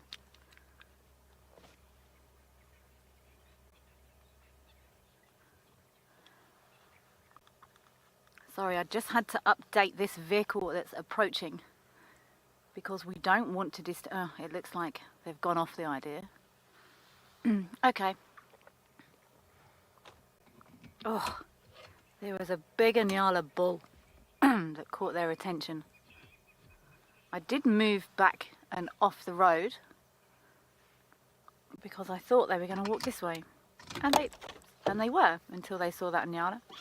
I'm just going to shift forward again slightly.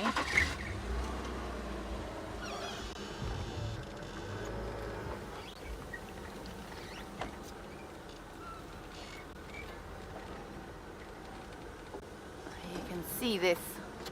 This looks to me the lion that is furthest away from us here, sitting down, looking at body size. Looks like the oldest male in this group, or the oldest animal in this group, would be the ridged nose female, her son.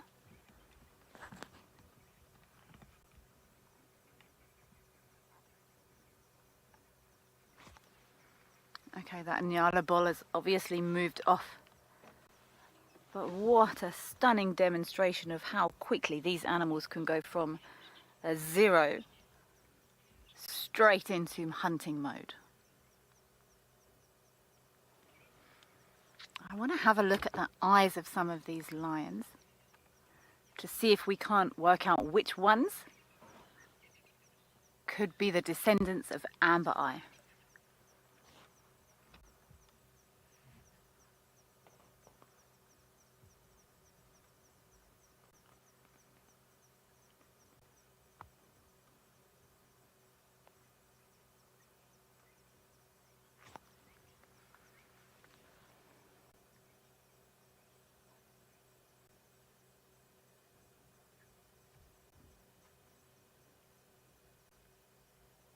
Oh, they look right into your soul, these lions, when they look at you.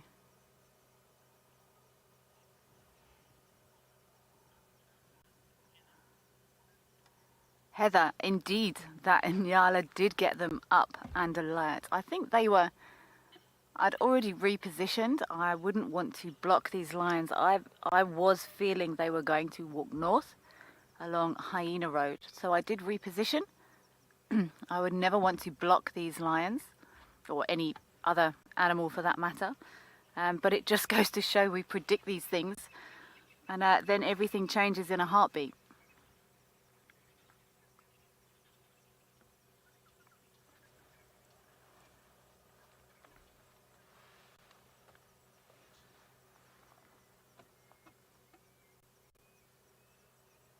I think this boy, this male here, let me check your face.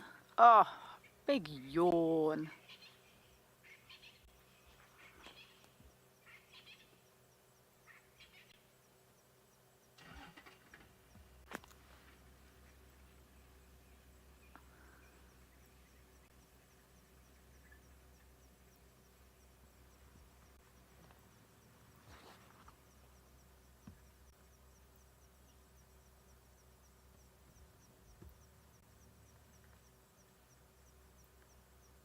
Lots of yawning, stretching. Excuse me.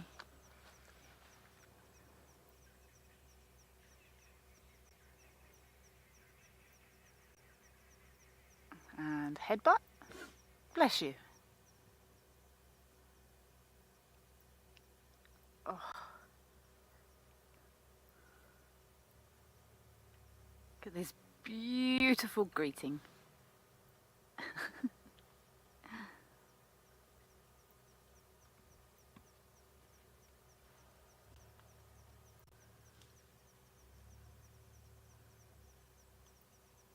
Okay, if one more lion gets up, I am going to move off the road.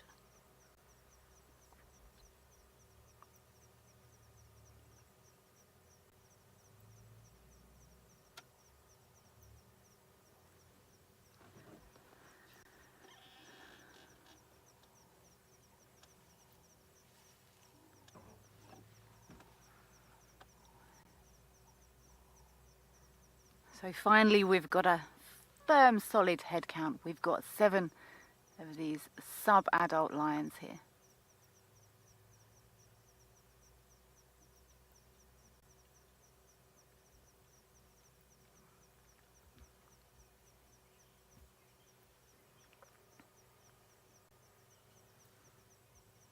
See that? This phlegm and grimace. Smelling. I'm sure someone's urinated there, and even though they know each other, this is all strengthening bonds.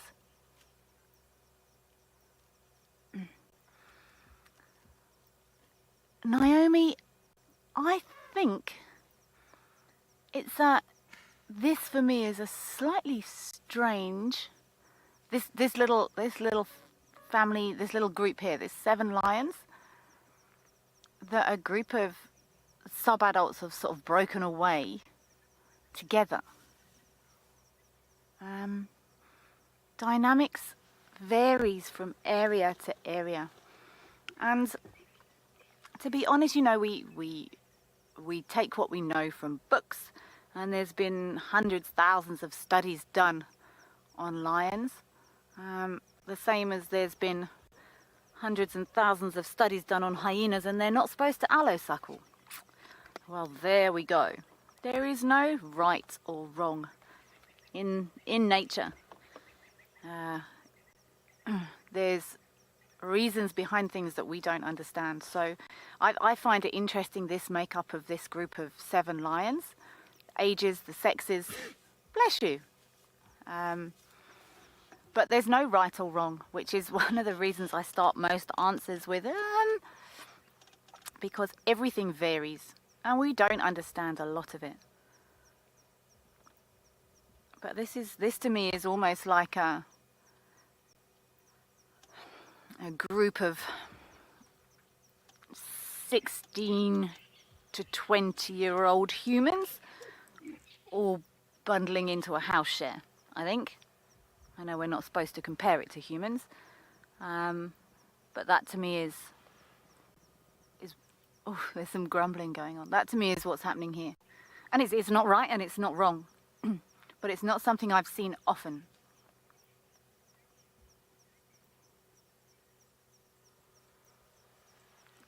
Check this lion on the left here. I think we're abluting, looking quite, oh, stop now. It was sort of almost an embarrassed face through the grass.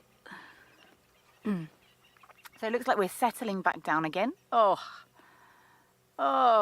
the love.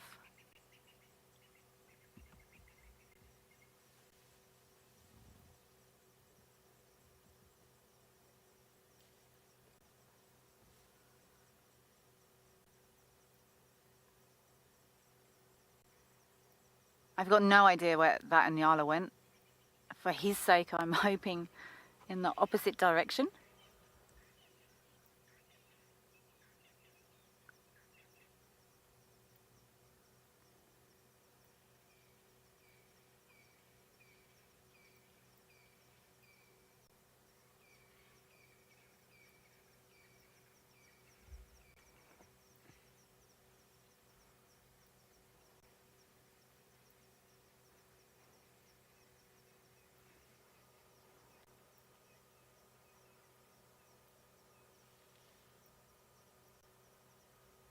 Thank you, whoever gave me the lion jigsaw. earlier. I think I'm going to keep this because sometimes it it really is just a jumble of legs and tails and ears.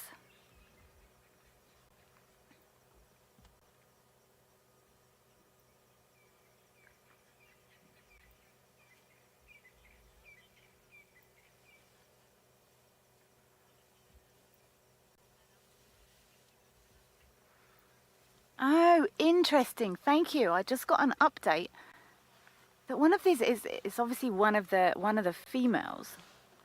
I didn't actually notice. Maybe it's the... No, it's not this one. It's not you. Oh, I've just got legs and tails. I didn't quite catch the name. I would love to know how old this adult female is. I didn't notice a huge size difference.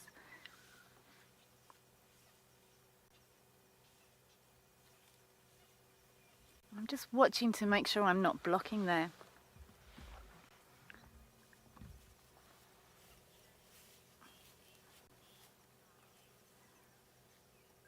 Chella, thank you so much for the update.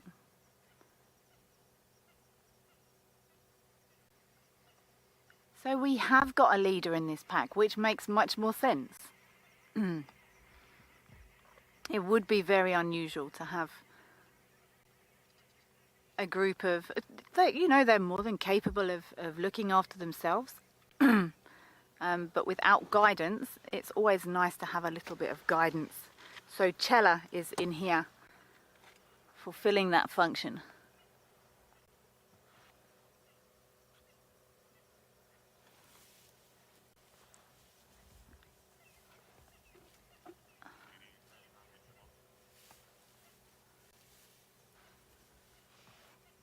Okay, so are you all going to move now? Oh, okay. I was going to get out of the road, but...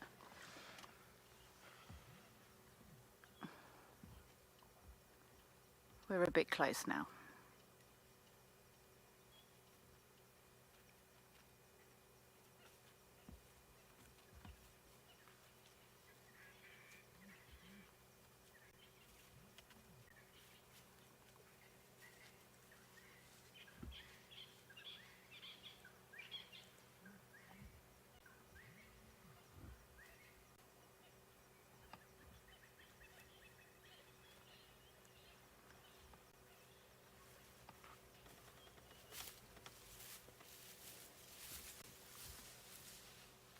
The real giraffe girl, me too.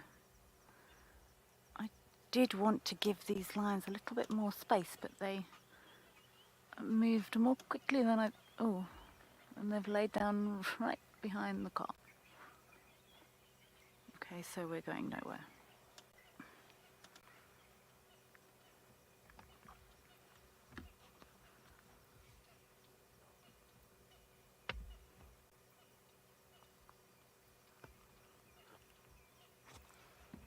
So the last of these, well, I can literally...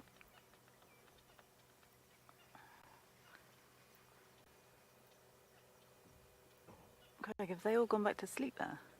Behind you? Okay. So this youngest male who's just walked past is literally laid at the vehicle. I did want to make a bit more space, but yeah, we're going to be waiting here for the time being.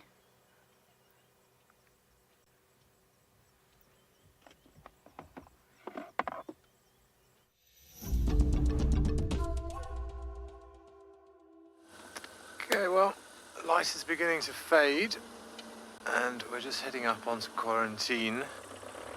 And I'm happy to say I've got some very fresh leopard tracks on the road. So we're just going to have a nice slow drive around quarantine and see if we can see anything. In fact, I think I'm just going to stop for a couple of minutes and just listen, because there's very fresh tracks here. And maybe with all the impalas up here, maybe we get lucky. Let's see if we hear an alarm call or catch movement.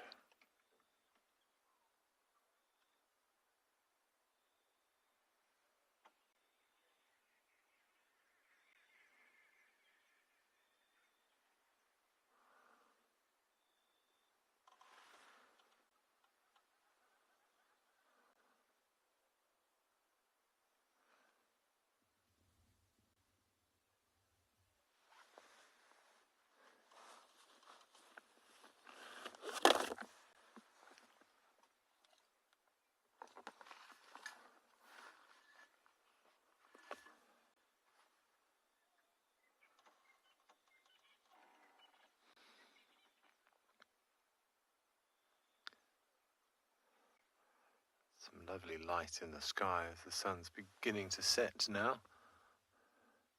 I don't hear anything other than the standard sort of evening chorus of spurfowls and francolins as they're bedding down for the night. Just going to go back a little bit so we can check on the road. Just want to see where the tracks went from this junction.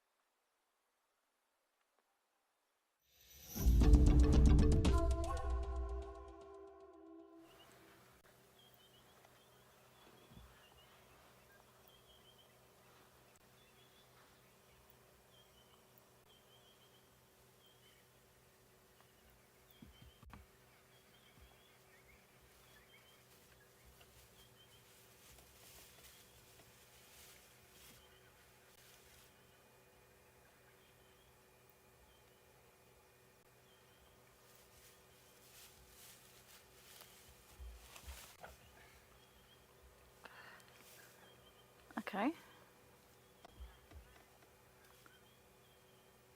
I was just having a little quiet moment then.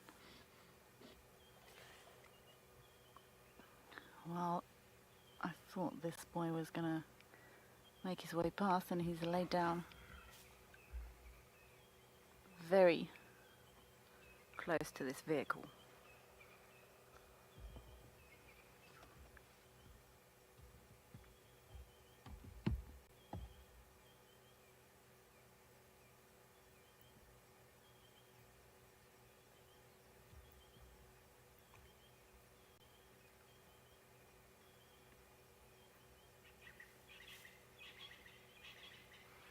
I'm just going to stay very quiet.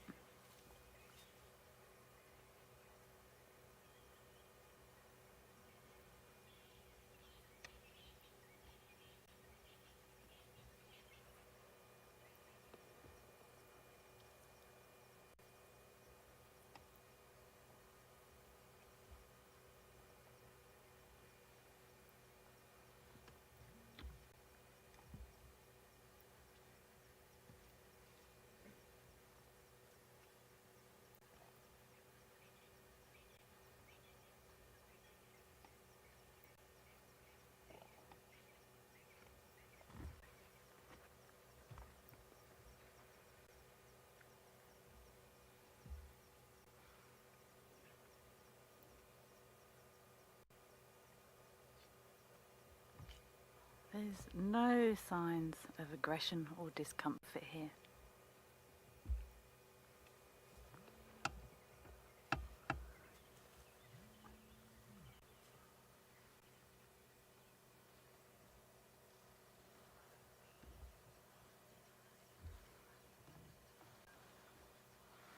Those eyes indeed, Running Bear.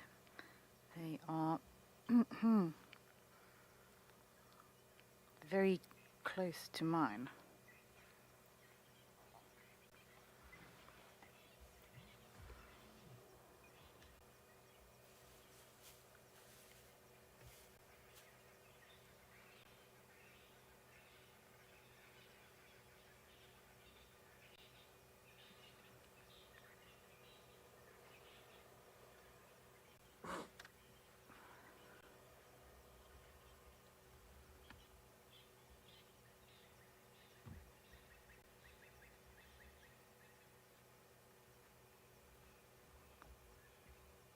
The other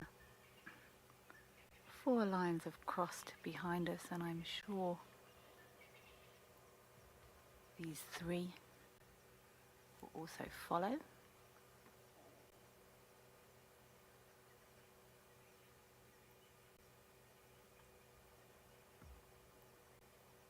I'm going to send you over to Ben.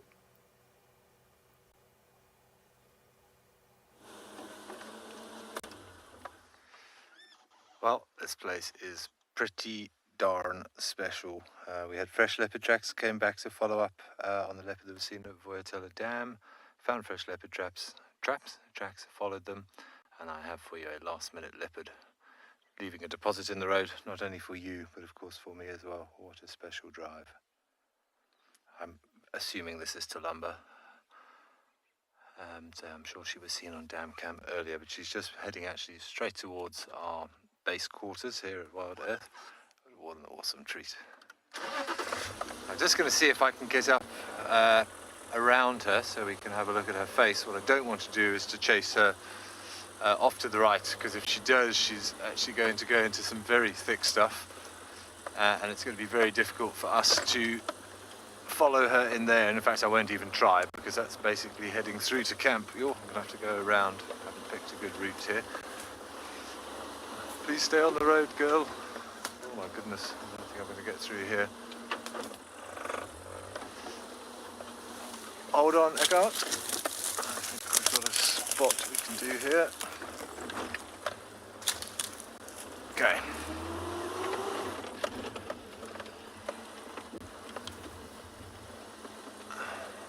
I'm just using the spotlight to make sure I don't bump into any tree roots or big holes. You still see her? Oh, she's actually going straight into the WildEarth camp. I may have to get on the radio. But this is basically our access road. That is our camp right in front of us.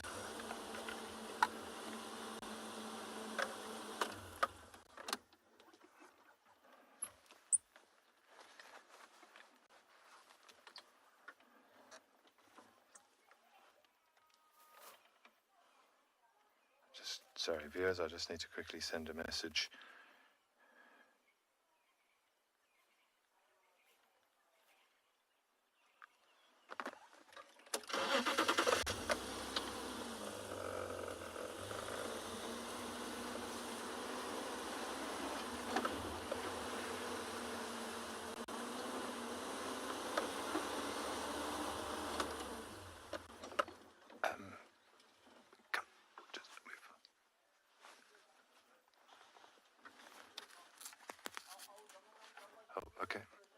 Okay, come back.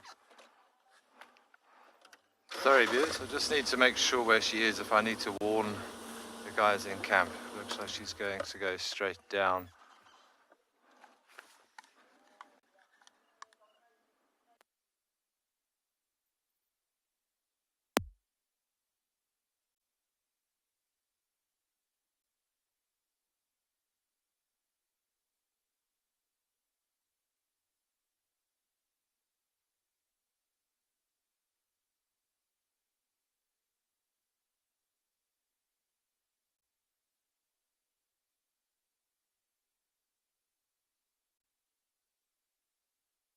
Sorry everybody if you lost my feed there. I just needed to warn everybody that there is a leopard in the camp.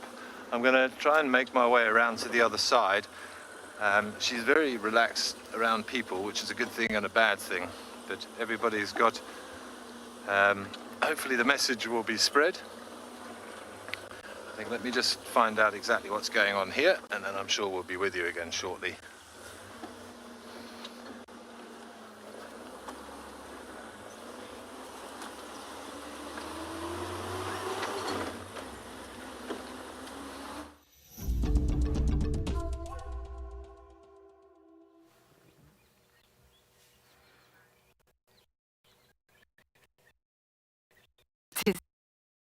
Going crazy with the cats.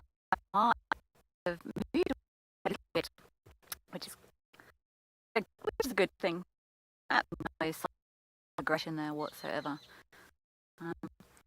They actively came to the vehicle and then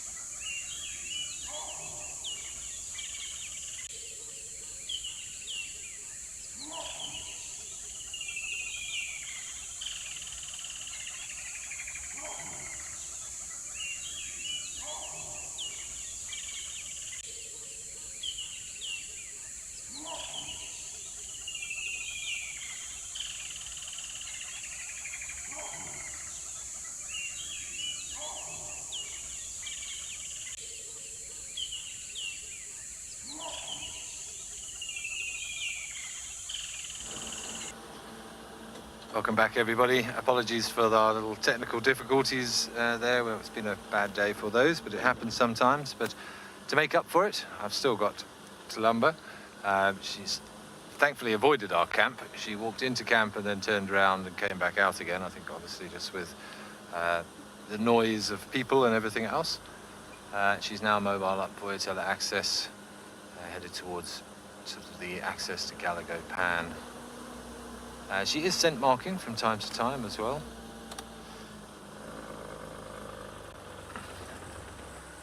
So it doesn't look like she's on the hunt as such. She got a decent meal from that impala last night before the hyenas stole it.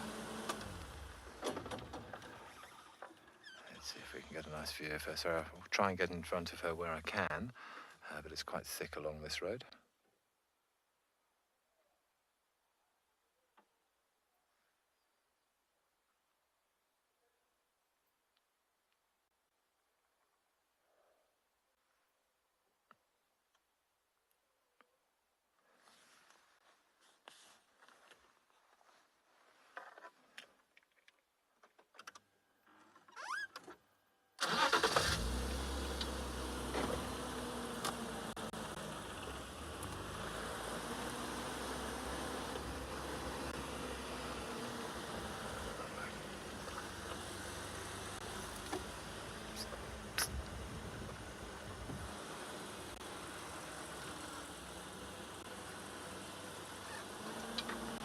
Last minute spots, last minute leopards indeed, and so very much a last minute one for me, but I think Tulumba came out to play. She also come to bid me farewell. But yeah, what a fantastic way to end the drive.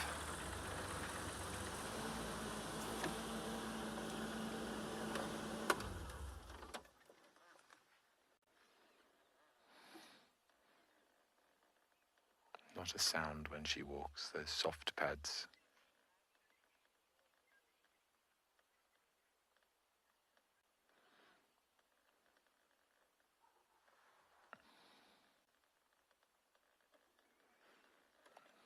Yeah, looks like she's gonna head in towards Shortcut Guari off the access road, but we do know she likes this area. And I wonder.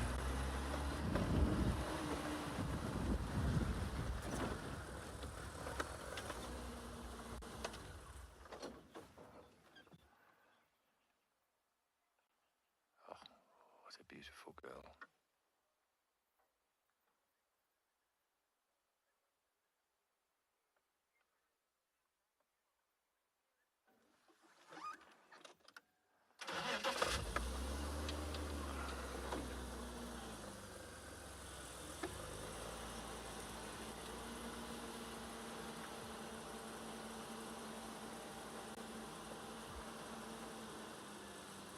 Well, thank you very much, Avril. It's a pleasure to be out here, and I'm glad we've taught you something new about the bush.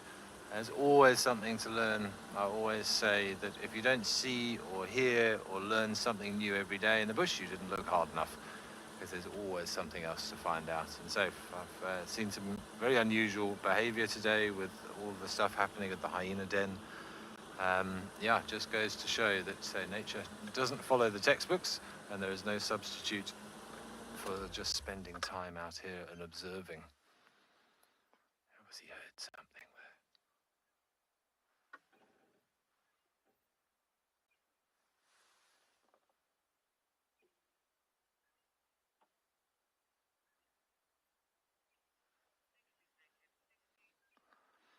Okay, we are almost out of time, viewers, but thank you so much for joining myself, Kelly and JP this afternoon.